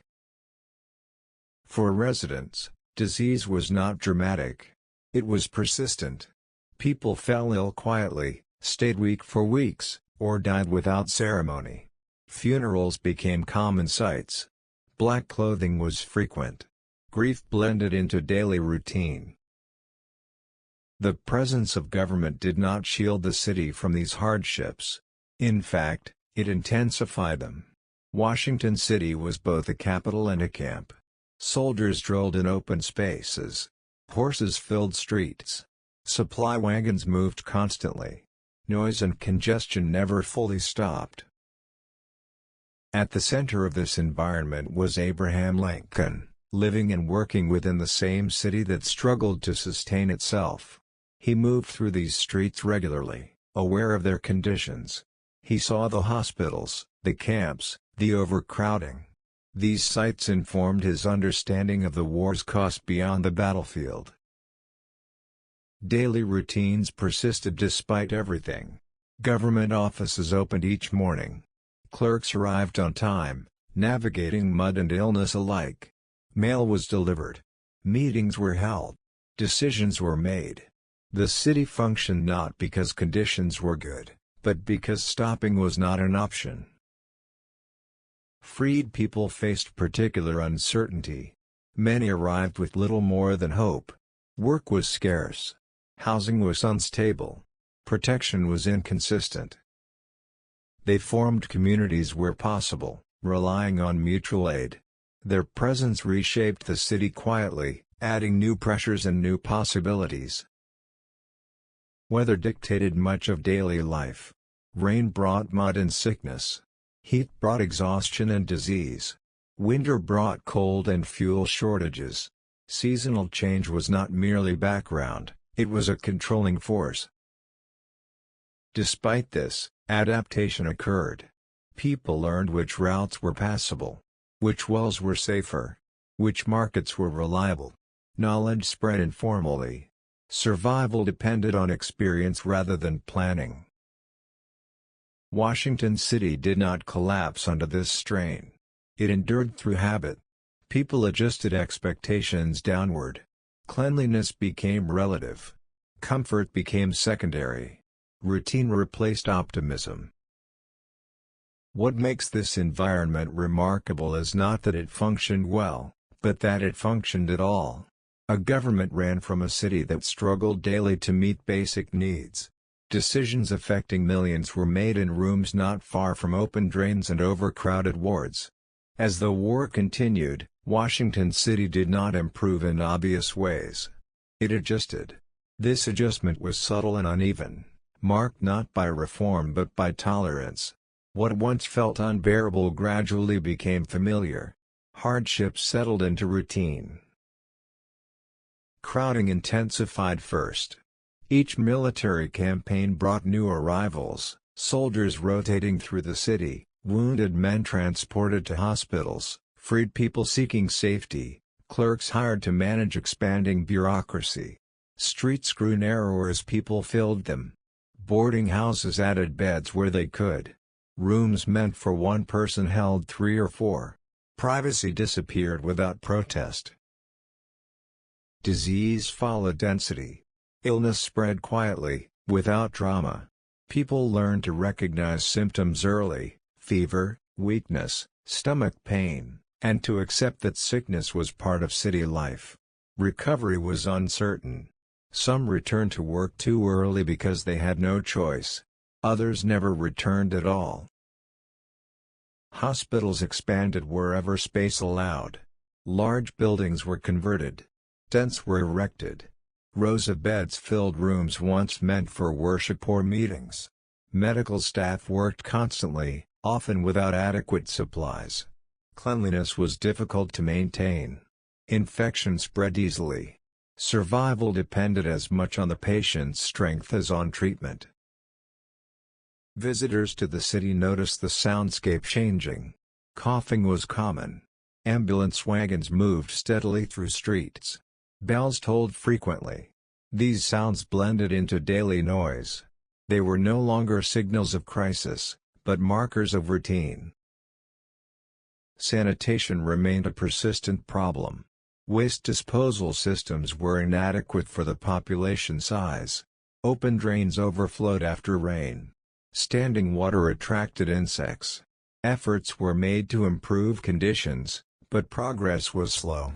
The city's infrastructure had not been built for this scale or urgency.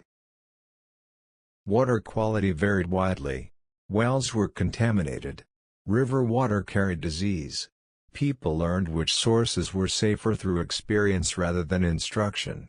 Boiling water became common when fuel allowed. Illness taught lessons that policy did not. Food supply fluctuated. Markets struggled to keep pace with demand. Prices rose unpredictably. Residents adjusted by shopping early, buying less, and sharing information about availability. Familiarity replaced reliability. Knowing where to go mattered more than knowing what would be there. Weather intensified everything. Summer heat worsened disease and exhaustion. Winter cold strained fuel supplies and weakened bodies already compromised by poor nutrition. Seasonal change dictated daily survival strategies. People spoke about the weather constantly, not as small talk, but as assessment. Routine adapted accordingly. People scheduled work around daylight and weather. Offices closed earlier in extreme conditions. Activity slowed when illness spread. There were no formal pauses, but informal ones emerged. Productivity adjusted without announcement. Government offices were not exempt. Clerks worked while sick. Absences were common. Workloads were redistributed quietly. Deadlines slipped. Everyone understood that delay was sometimes unavoidable. The system bent to human limitation. At the center of this city, Abraham Lincoln remained visible. He traveled through the same streets, saw the same hospitals, and received reports that mirrored what he observed personally. These experiences shaped his understanding of the war's reach. It was not confined to battlefields. It lived in the capital's routines. Freed people continued to reshape Washington City. Their arrival increased pressure on housing and resources, but also created new communities.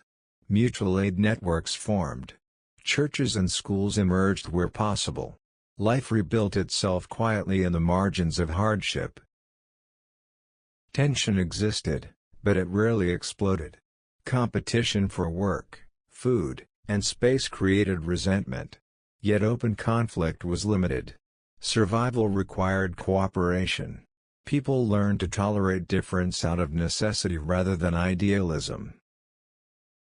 Transportation remained difficult. Mud returned with rain. Roads deteriorated under constant use. Wagons broke down. Delays were expected. Travel plans were flexible by default. Time was measured loosely. Despite these conditions, the city functioned. Meetings were held. Laws were debated. Orders were issued. The machinery of government operated within an environment that would have seemed unmanageable under normal circumstances.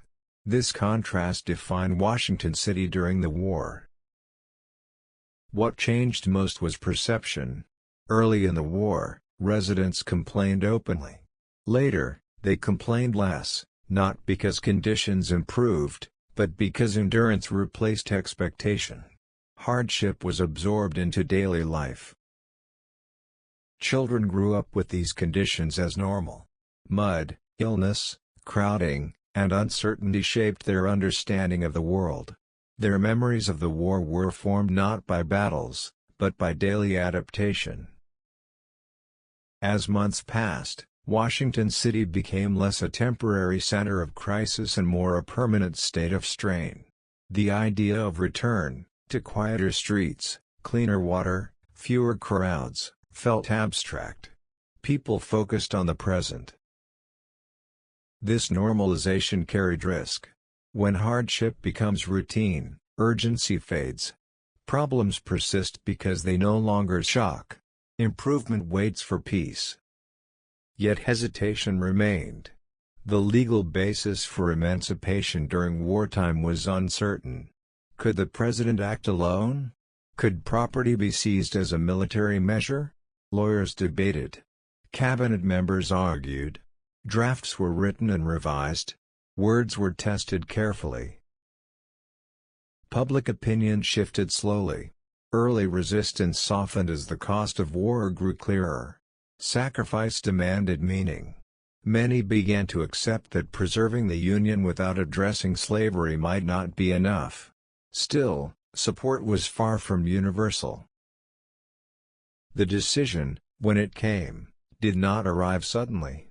It emerged from accumulation of escaped people, military reports, political pressure, and moral urgency. Lincoln waited for a moment when action would be understood as necessity rather than impulse. That moment approached after significant Union setbacks and reassessments. The war was not ending quickly. Sacrifice was mounting. Purpose needed clarity. As Lincoln prepared the proclamation in private, he understood its limits. It would not free everyone immediately. It would not end slavery everywhere. It would rely on military success to have effect. Yet it would change the nature of the war irrevocably. Freedom, once declared, could not be fully contained. Even an imperfect step would reshape expectations. Enslaved people already knew this. The nation was beginning to realize it. Once the idea of emancipation moved from discussion to drafting, it entered a different kind of struggle. This struggle did not happen in public squares or on battlefields. It happened on paper, in language chosen carefully enough to survive legal challenge, political backlash, and the unpredictable force of war itself. Drafting the proclamation was not a single act. It was a process of writing, setting aside, revising, and waiting. Early versions existed quietly, known to only a few. They were read, critiqued, and rewritten. Words were weighed not for poetry, but for durability. Each phrase had to carry authority without overreach. The central question was power. On what authority could the president free enslaved people? The answer was not moral, but constitutional. Emancipation would be framed as a military necessity, an act justified by war powers. This framing limited its scope, but it gave it force. It would apply only to states in rebellion, not to loyal border states. This compromise was deliberate and deeply unsatisfying to many. Inside cabinet meetings, the draft prompted intense debate. Some worried it would provoke greater resistance. Others feared it would not go far enough. There were concerns about timing, about international reaction, about elections. No one doubted the magnitude of the step. They doubted whether the country was ready to bear it. At the center of this deliberation stood Abraham Lincoln, holding a document he believed necessary but dangerous. He listened carefully to objections, not to abandon the idea, but to strengthen it. He revised language to reduce ambiguity. He clarified intent. He waited. Waiting was a strategic choice. Lincoln believed that issuing the proclamation after a significant Union military success would frame it as an act of strength rather than desperation. A proclamation issued amid defeat might be ignored or ridiculed. Timing would shape perception, and perception would shape compliance. This waiting tested patience on all sides. Abolitionists grew frustrated. Enslaved people continued to flee, pressing the issue forward regardless of policy. Military commanders needed guidance. Each delay felt costly. Yet Lincoln held the draft, unchanged in purpose but unissued in form. When the moment finally arrived, after a battle that could be presented as a turning point, the proclamation moved forward. Even then, it was introduced cautiously. A preliminary announcement was made first, giving states time to respond. This step was both warning and invitation, though few expected reconciliation to follow. The public reaction was mixed and intense. Some celebrated. Others condemned. Newspapers argued over legality and morality. Soldiers debated its meaning in camps. Enslaved people listened closely, interpreting its promise through rumor and hope. The proclamation was not yet fully in effect, but it was already changing expectations. War does not only change borders and armies. It changes rules. Quietly at first, then all at once. During the Civil War, ordinary Americans began to realize that the familiar protections of daily life could bend under pressure.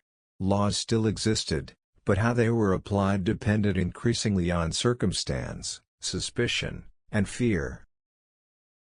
If you lived through this period, you would notice the change not through proclamations alone, but through tone. Conversations lowered. Letters became careful. Public meetings felt tense. People watched what they said, not because laws had vanished, but because enforcement had become unpredictable. The government faced a difficult problem. Rebellion did not always wear uniforms. Opposition moved through newspapers, speeches, gatherings, and private correspondence. Sabotage and disloyalty were feared, sometimes correctly, sometimes not. The question was how to respond without undermining the very freedoms the Union claimed to defend. Wartime measures expanded executive power. Arrests were made without the usual procedures. Newspapers were shut down temporarily. Meetings were monitored. Travel was restricted in certain areas. These actions were justified as necessary for survival. Yet they unsettled people who had believed the law was fixed and impartial. Suspension of legal protections, such as habeas corpus in certain regions, became a symbol of this tension. The principle was technical, but its effect was personal.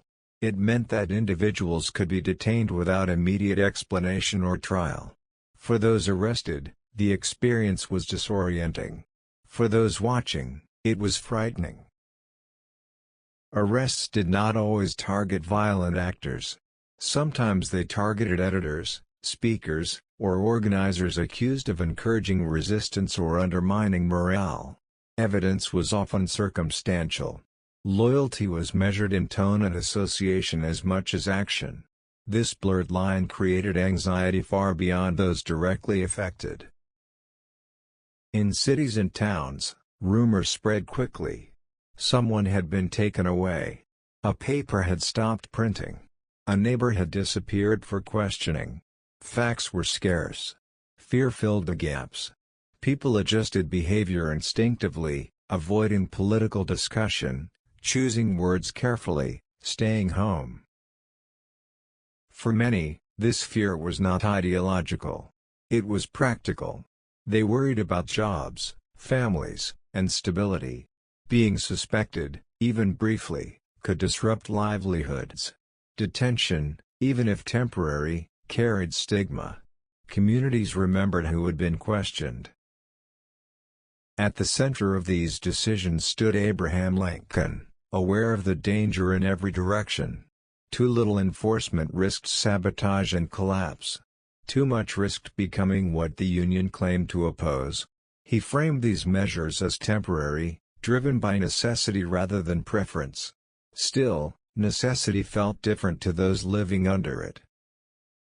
Military authorities often acted first, with legal justification following later. Commanders detained suspects to protect supply lines or maintain order. Civil authorities sometimes objected, but coordination was imperfect.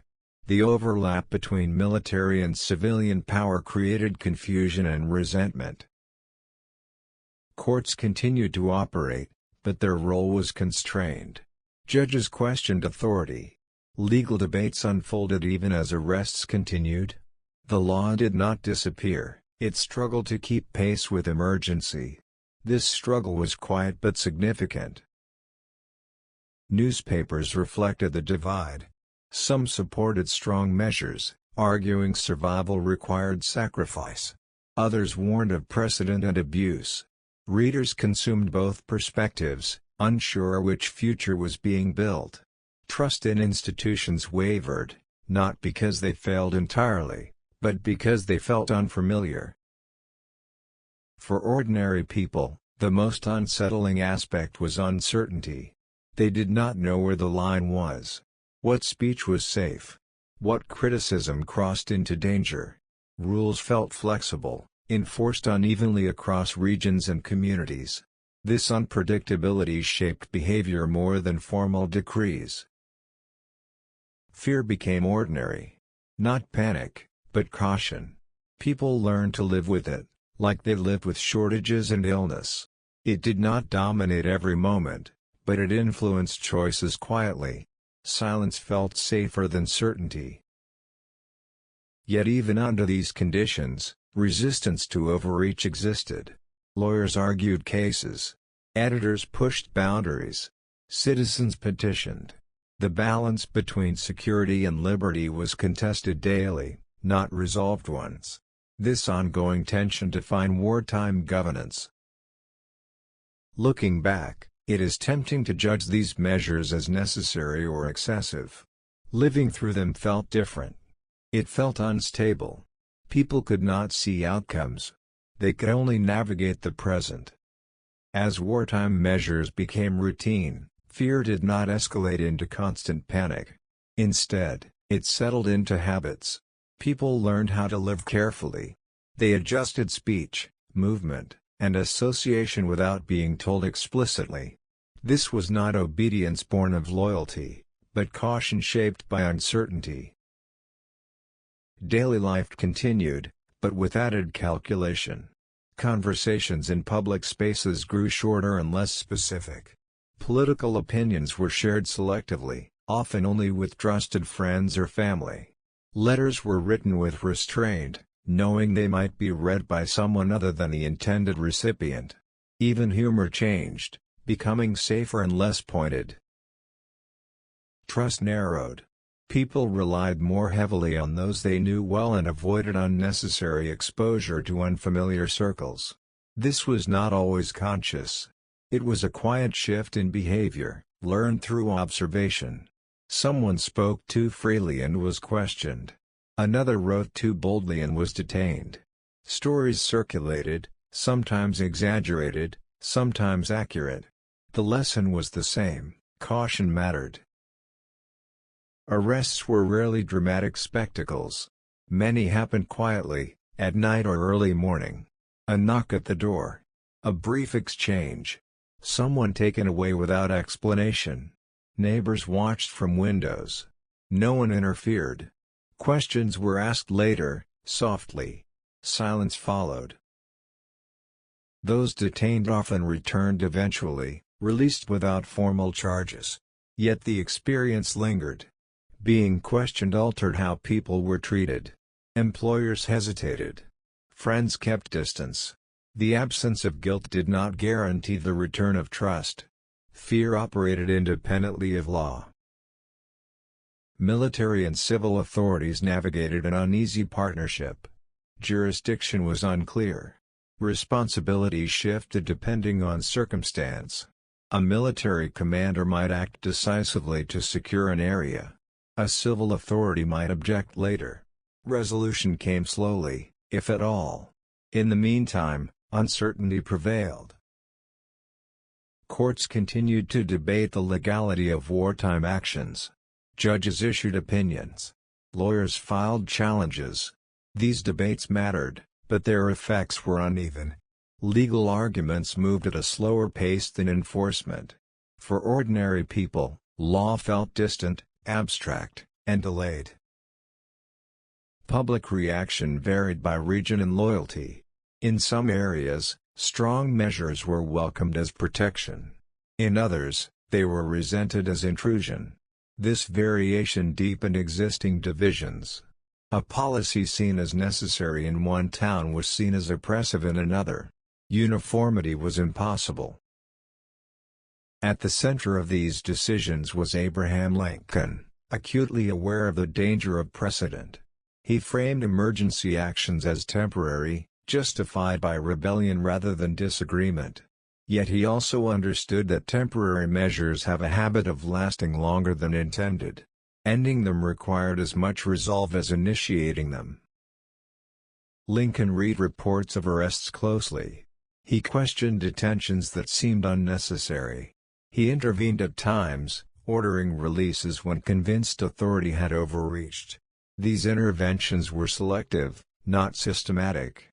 They reflected judgment rather than policy. The system remained imperfect. For those living under these conditions, imperfection was the defining feature. There was no clear rule book to follow. People learned by watching consequences rather than reading laws. This uncertainty eroded confidence, but it also fostered adaptability. People adjusted quickly, even if reluctantly. Fear affected participation in public life.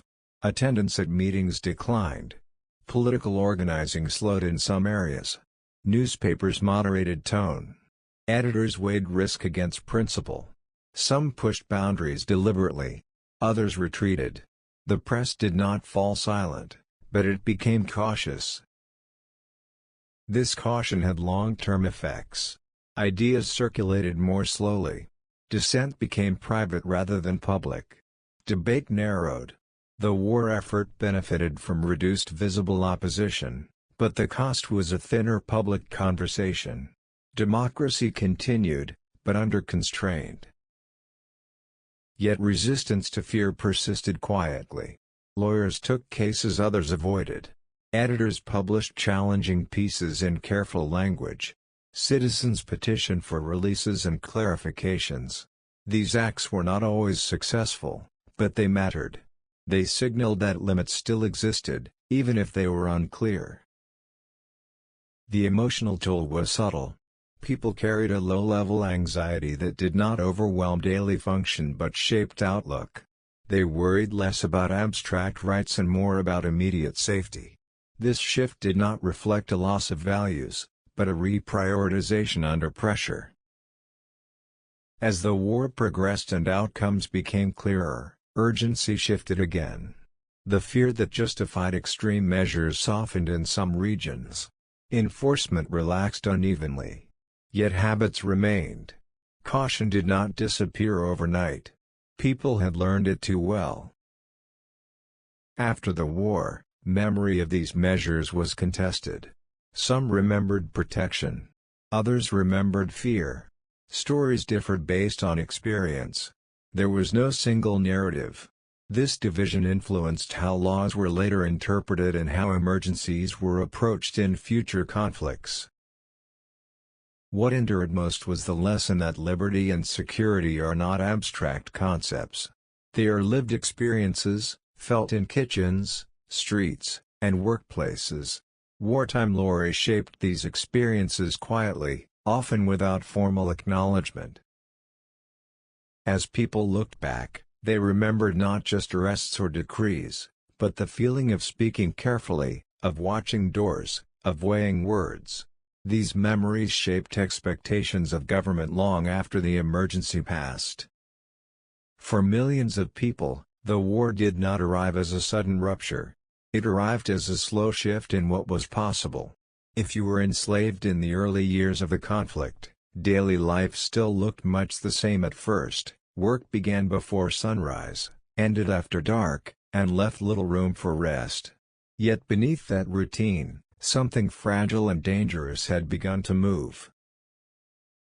Plantations continued to function, though unevenly. Fields were planted and harvested. Tools were repaired when they could be. Overseers issued orders. But labor shortages grew as white men left for the army. Workloads increased. Expectations did not ease. Enslaved people adapted quietly, just as they always had, carrying the weight of change without protection. News traveled in fragments.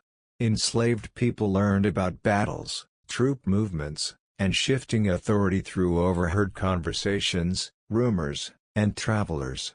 Accuracy mattered less than direction. The sense that something was changing was enough.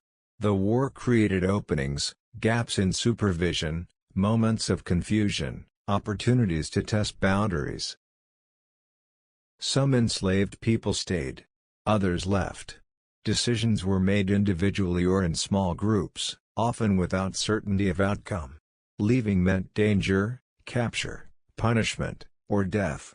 Staying meant continued bondage with no guarantee of future freedom. There was no safe choice, only calculated risk. Those who fled toward Union lines encountered a different reality. Camps were crowded and unprepared. Food was scarce. Shelter was temporary. Protection was inconsistent. Freedom, when reached, was not comfort. It was uncertainty in a new form. People who had lived under strict control now faced a lack of structure altogether. Daily life for the newly freed involved improvisation. Finding work became urgent.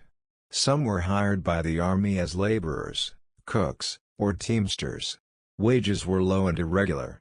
Conditions were harsh. Others worked for private employers under contracts that often resembled the control they had just escaped. Freedom existed in law more than in practice. Families were separated and reunited unpredictably. Some found relatives they had not seen in years. Others searched without success. Records were scarce. Names had been changed or lost. Rebuilding family life required patience and luck.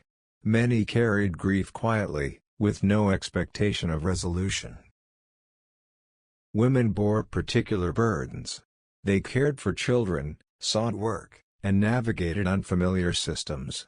Domestic labor continued, but now it was negotiated rather than enforced, though the power imbalance remained stark. Survival required negotiation skills learned under bondage, adapted to new circumstances. Children experienced freedom differently. Some attended makeshift schools when available. Others worked to support families. Childhood remained brief. Responsibility arrived early. The war shaped their understanding of authority, safety, and possibility in ways that would last long after it ended. In Washington and other cities, freed people formed communities where they could. Churches became centers of support. Mutual aid networks emerged. Information was shared about jobs, housing, and safety. These communities were fragile, constantly under pressure from overcrowding, discrimination, and limited resources. The government struggled to respond. Policies shifted repeatedly.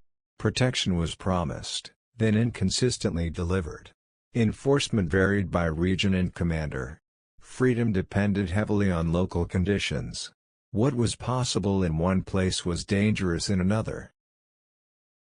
At the highest level, Abraham Lincoln understood that emancipation altered daily life long before it was fully secured.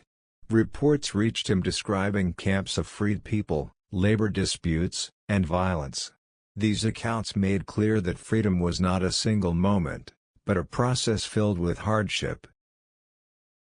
Enslaved people who remained on plantations lived in a tense in-between state.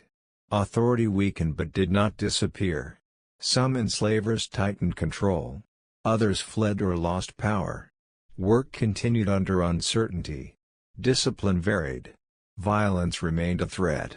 The war did not end bondage immediately, it destabilized it. Ordinary routines carried extraordinary meaning. A decision to leave work early. A refusal to obey an order. A quiet journey at night. Each act tested new limits. Survival depended on reading risk accurately. Mistakes were costly. Freedom, where it existed, was fragile. It relied on military presence, political will, and community support. When these weakened, danger returned. People learned to move, adapt, and wait. Patience, learned under slavery, remained necessary after it. What stands out is not dramatic liberation, but endurance. Enslaved and freed people navigated shifting ground daily, making choices with limited information and great personal risk. Their lives did not pause for policy. They continued, adjusted, and survived. When the war began, women were not formally asked to carry it. No official order summoned them. No uniform defined their role. And yet, almost immediately, their daily lives changed in ways that could not be reversed. Work expanded. Responsibility deepened. Absence became routine. If you were a woman during these years, the war entered your life through gaps, empty chairs, unpaid wages, delayed letters, unfinished repairs. Men left for the army, and what they had done did not disappear with them. Fields still needed tending. Shops still needed running. Children still needed feeding. Bills still arrived. At first, many women assumed these changes would be temporary. They took on extra tasks with the expectation that things would return to normal soon. But as months turned into years, temporary became permanent. Skills once learned casually became essential. Adaptation stopped being an experiment and became survival. Farm work expanded quietly. Women plowed, planted, harvested, and managed livestock. Tools were heavy. Weather was unforgiving. Help was scarce. Mistakes were costly. Yet work continued, not because it was celebrated, but because crops could not wait. In towns and cities, women entered occupations previously closed to them. They worked as clerks, factory hands, seamstresses, and nurses. Wages were often lower than men's had been. Hours were long. Conditions were harsh. Complaints were rare. Necessity limited options. Nursing became one of the most visible forms of women's wartime labor, but it was not romantic. Hospitals were crowded, under-resourced, and unsanitary. Nurses worked with limited training and minimal protection. Illness spread easily. Emotional strain was constant. Death was routine. Women also became organizers. They formed aid societies, collected supplies, sewed uniforms, and distributed food. These efforts were informal at first, then increasingly structured. They required coordination, record-keeping, and negotiation with authorities. This was administrative work without recognition. Letters formed another invisible labor. Women wrote constantly, to husbands, sons, officials, and employers. These letters carried news, reassurance, requests, and pressure. They connected households to battlefields and offices. Emotional support traveled alongside practical information. Money management shifted dramatically. Women controlled budgets, negotiated debts, and made financial decisions previously handled by men. Mistakes had immediate consequences. Learning was rapid and unforgiving. Confidence grew quietly, shaped by necessity rather than ideology. Grief was woven into this labor. Women mourned privately and publicly. Funerals became frequent. Widows managed households alone. There were no pauses for recovery. Children still needed care. Work still needed doing. Grief became another task to manage. Some women followed the war directly. They traveled to camps and hospitals. They confronted military bureaucracy and indifference. They advocated for better conditions. These efforts were often resisted, tolerated, or ignored. Persistence mattered more than permission. At the national level, Abraham Lincoln received petitions and reports shaped by women's efforts, requests for aid, accounts of suffering, and proposals for relief.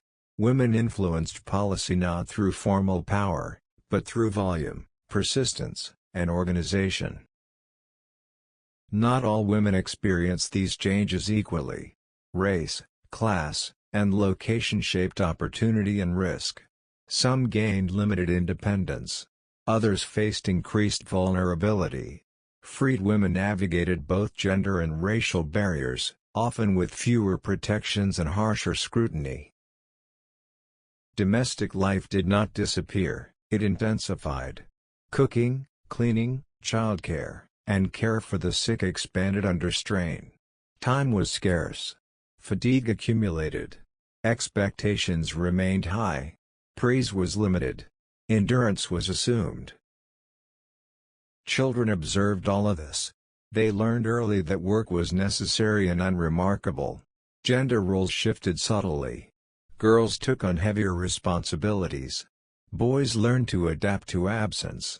These lessons shaped the next generation quietly.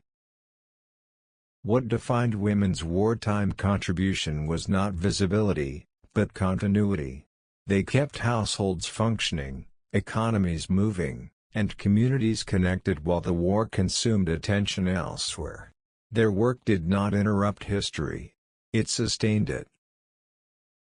As the conflict stretched on, women's roles became less temporary and more structural. The question was no longer whether they could do the work, but whether the world would recognize that they already were.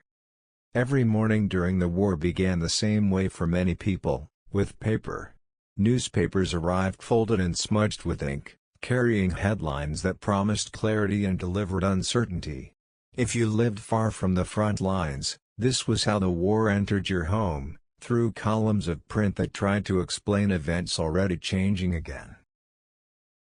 Newspapers had always shaped public opinion, but the war intensified their influence. People depended on them for information, reassurance, and meaning. Editors knew this. Competition grew fierce. Being first mattered more than being precise. Speed replaced certainty, and readers learned to live with contradiction. Reports came in fragments. A battle mentioned without outcome. Casualty numbers estimated, then revised. Victories declared, then quietly corrected. Newspapers filled gaps with speculation. Rumors hardened into temporary truth. Retractions arrived later, often unnoticed. Telegraph reports fed this cycle. Messages were brief and ambiguous. Editors expanded them into full stories, adding interpretation where facts were thin. This was not always dishonest. It was often necessary. Readers demanded coherence, even when none existed yet. Political alignment shaped coverage strongly. Newspapers supported parties, policies, and personalities openly. The same event could be framed as triumph or disaster depending on editorial stance. Readers learned which papers matched their beliefs and trusted those more readily. Objectivity was not the goal, persuasion was. Rumors traveled faster than confirmation. News passed through taverns, churches, markets, and workplaces before it reached print. By the time newspapers addressed a story, people already believed some version of it. Print did not create rumor, it struggled to keep up with it. Families experienced this most sharply. A headline announcing heavy fighting created immediate fear.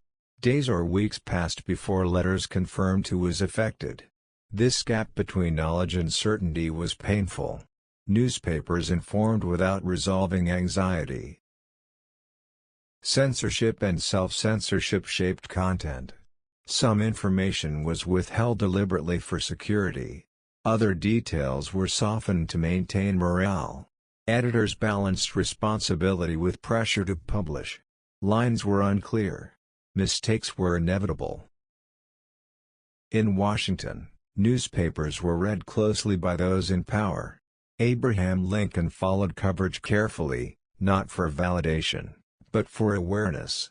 He understood that public perception influenced support, recruitment, and trust. Headlines mattered even when they were wrong. Lincoln rarely responded directly to criticism. He allowed newspapers to argue among themselves. Intervention risked appearing defensive or authoritarian. Silence was often strategic. Yet he noted how language shaped public mood, how fear or confidence spread through print.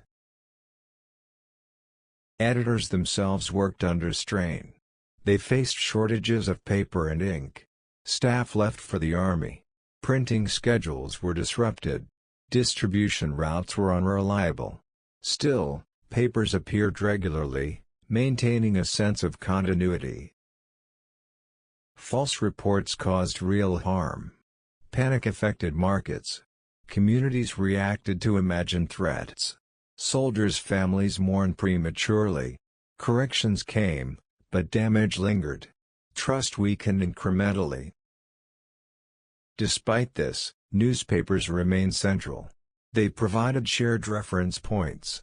People read the same headlines, argued over the same interpretations, and waited together for updates. Even disagreement created connection. Over time, readers developed strategies. They compared multiple papers. They read cautiously. They waited for confirmation. Literacy included skepticism. This learning was slow and uneven, shaped by experience. Newspapers also preserved detail. They recorded small events, local meetings, supply shortages, hospital conditions, that might otherwise have been lost. These mundane reports captured the texture of wartime life more accurately than dramatic headlines. Rumors never disappeared. They adapted.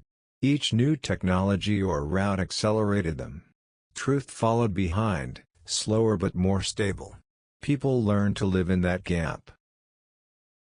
What defined this information environment was not deception, but delay.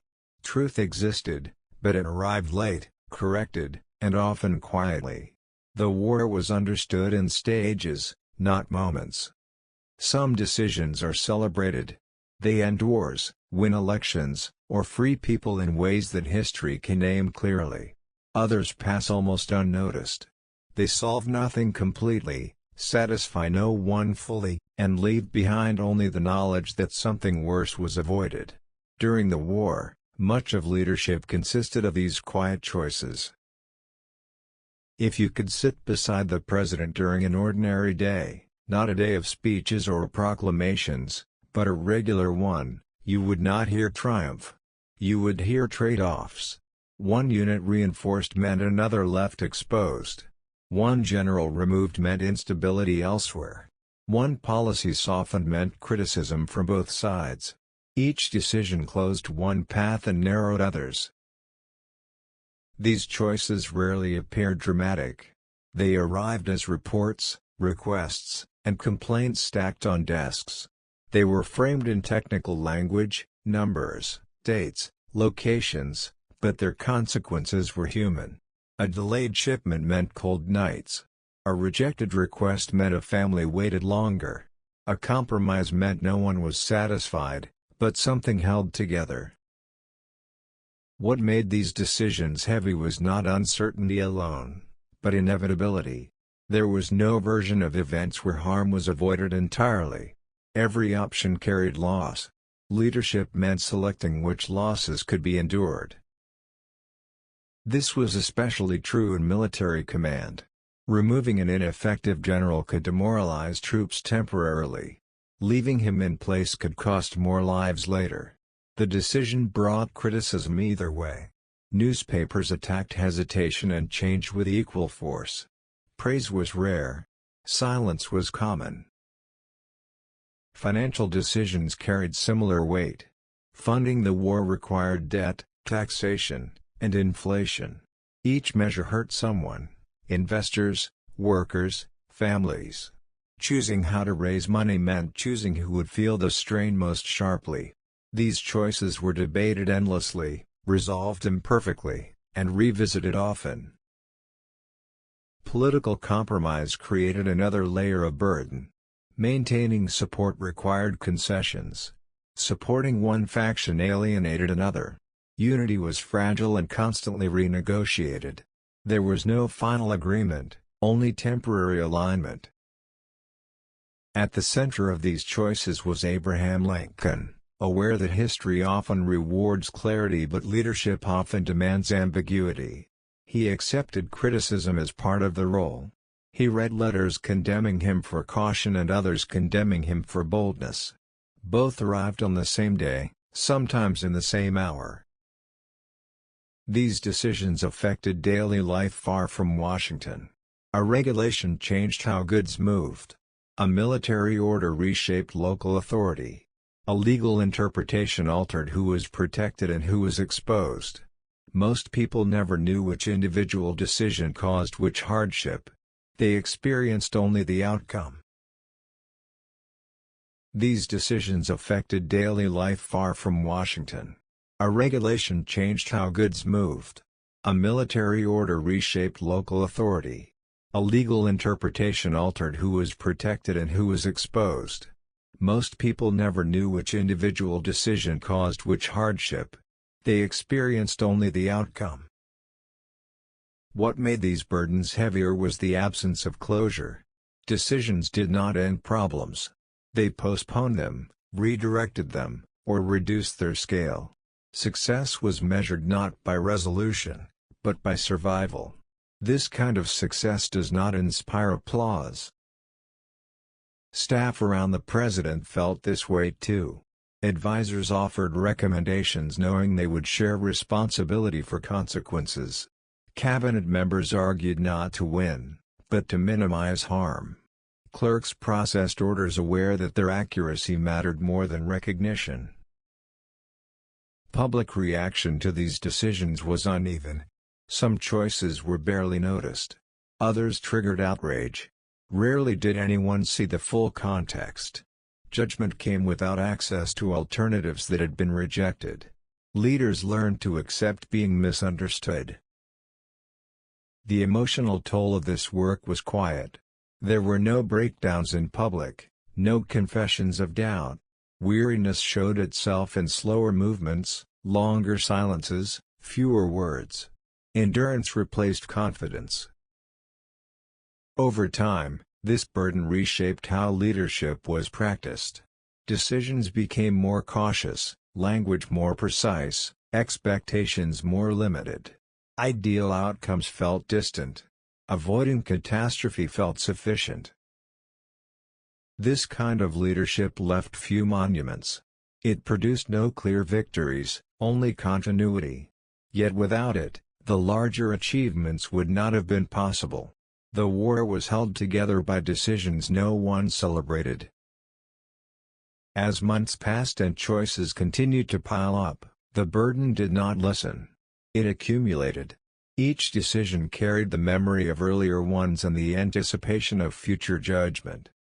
When wars end, people expect a clear moment of relief. A date to remember.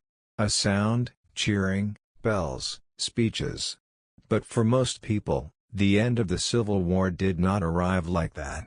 It arrived quietly, unevenly, and with more questions than answers.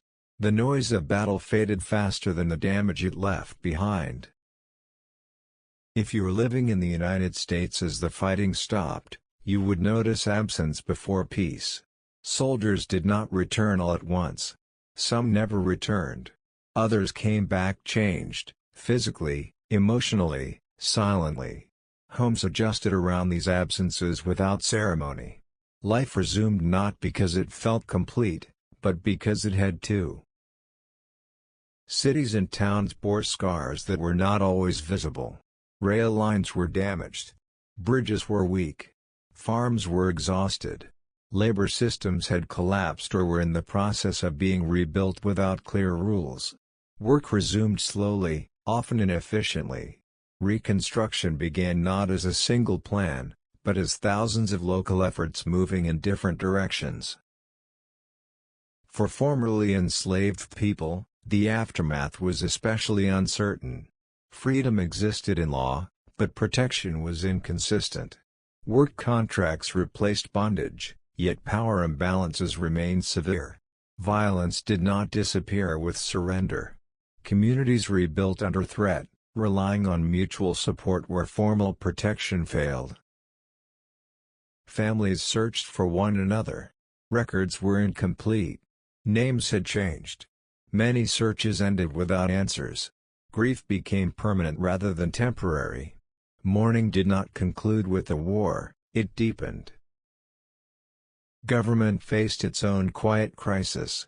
The systems built to fight the war were not designed to manage peace. Military authority lingered. Emergency laws remained on the books. New questions, citizenship, rights, land, justice, demanded answers that had no precedent.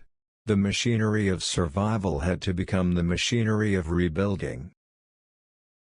At the center of this transition stood Abraham Lincoln, thinking not about victory, but about repair. He spoke of reconciliation carefully, aware that punishment and forgiveness both carried risk. His focus shifted from defeating enemies to reintegrating people who no longer agreed on what the nation was meant to be. Ordinary routines resumed slowly. Markets reopened. Schools restarted. Churches filled again. These acts were not celebrations. They were attempts at normality. People tested peace the way they had tested wartime rules, cautiously. Veterans navigated a new kind of waiting. Pensions took time. Injuries lingered. Employment was uncertain. The skills of war did not always translate to civilian life. Patience, learned in camps and hospitals, remained necessary. Politically, unity proved fragile. Victory did not erase division. It clarified it.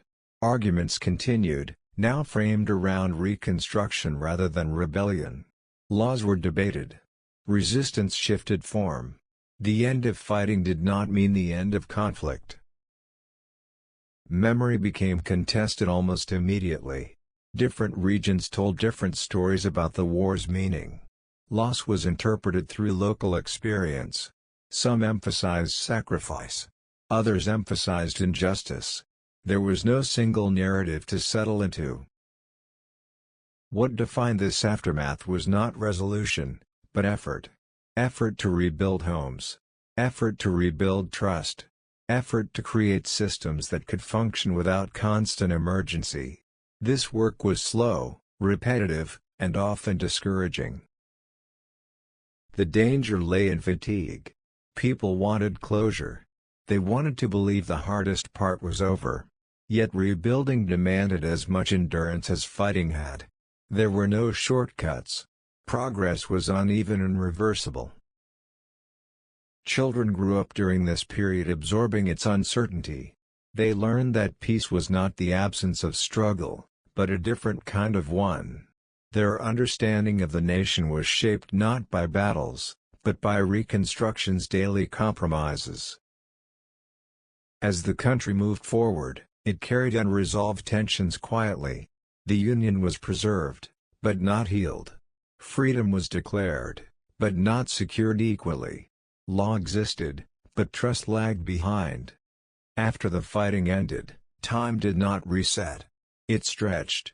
Days felt longer, not because there was more to do, but because there was less certainty about how to do it. The war had created systems for emergency, armies, commands, supply chains, but peace required something slower and less defined. It required judgment without clear instruction. If you lived through this period, you would notice how often people said, "We'll see." Plans were provisional. Promises were cautious. Everyone waited for someone else to decide what came next.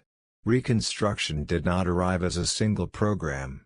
It emerged unevenly, shaped by local power, availability, and fatigue. In the South, physical damage was obvious. Fields lay fallow. Railways were twisted or incomplete. Towns lacked capital and labor. Credit was scarce.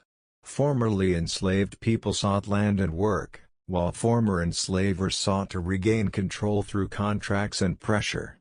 Old hierarchies tried to reassert themselves under new names. Violence lingered. Not organized battles, but intimidation, reprisals, and threats. Law enforcement was inconsistent. Military presence provided some protection, but not everywhere, and not always for long. Peace did not mean safety. It meant uncertainty with fewer rules. In the North, the aftermath felt different but no less complicated. Soldiers returned in waves, not all at once. Employment markets struggled to absorb them. Wounds that had been survived now had to be lived with. Amputations, chronic illness, and trauma shaped daily life. Care systems were minimal. Families adapted quietly. Pensions and benefits moved slowly. Documentation was required. Proof of service, injury, or death had to be established. Records were incomplete. Clerks struggled to verify claims. Veterans waited. Widows waited. The patience learned during the war remained necessary after it. Politically, urgency shifted. Wartime unity faded. Old disagreements returned in new forms. Questions of citizenship, voting rights, land ownership, and legal equality demanded answers. Each answer threatened to reopen conflict. Compromise felt fragile. At the center of this transition stood Abraham Lincoln, thinking less about victory than about reintegration. His language was careful, almost restrained. He spoke of binding wounds rather than assigning blame. This approach appealed to some and angered others. Many wanted clarity. He offered patience. What made Reconstruction difficult was not the absence of ideas, but the presence of too many, all competing for legitimacy. Punish or reconcile. Centralize or localize. Protect or withdraw. Every path carried risk. Choosing one meant accepting consequences that could not be undone easily. Daily life reflected this uncertainty. Schools reopened unevenly. Some communities invested in rebuilding, others waited. Churches became forums for debate as much as worship. Newspapers argued constantly about direction. People read, discussed, and disagreed. Formerly enslaved people built lives with determination and caution. Families reunited where possible. Communities formed institutions, churches, schools, mutual aid societies. Progress was real but fragile. Setbacks were frequent. Protection depended on local conditions more than national promises. Education became a focus. Learning to read and write was seen as a foundation for freedom. Schools operated with limited resources. Teachers faced hostility in some areas. Attendance fluctuated. Still, effort continued. Knowledge was treated as a form of security. Memory began to harden into narrative. Different regions emphasized different truths. Some focused on sacrifice. Others on loss. Others on injustice. These narratives did not align neatly. They competed quietly, shaping how the war was explained to children and remembered by communities. Monuments were planned. Ceremonies were held. Yet agreement on meaning remained elusive. Was the war a tragedy, a necessity, a moral reckoning, or all three? People answered differently based on experience. There was no shared conclusion. Government struggled to withdraw wartime authority without abandoning responsibility. Emergency measures were rolled back unevenly. Military oversight ended in some places before stability was established. Elsewhere, it lingered, creating resentment. Balance was difficult to achieve. Economic recovery was uneven. Some regions rebounded quickly. Others stagnated. Labor systems evolved slowly.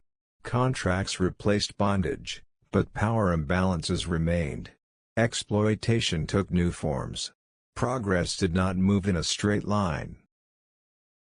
What defined this period most clearly was exhaustion. People were tired of conflict, of debate, of waiting. They wanted normalcy, even if they could not define it. This desire shaped decisions as much as ideology did. Compromise became appealing not because it was ideal, but because it promised rest. Yet rest was incomplete. The war had altered expectations permanently. Trust in institutions had been tested. Faith in unity had been complicated. People moved forward with caution, carrying lessons learned under pressure. Children born during or just after the war grew up surrounded by these unresolved questions. They learned history through fragments, stories told at home, lessons taught at school, commemorations held locally. Their understanding of the nation was layered and sometimes contradictory. The quiet aftermath did not produce clear endings. It produced continuation. Life went on, shaped by choices made under strain and remembered imperfectly. The Union survived, but consensus did not immediately follow. As years passed, urgency faded, but consequences remained. Reconstruction was not a chapter that closed neatly. It became part of the nation's ongoing story, influencing politics, culture, and identity long after the war itself receded.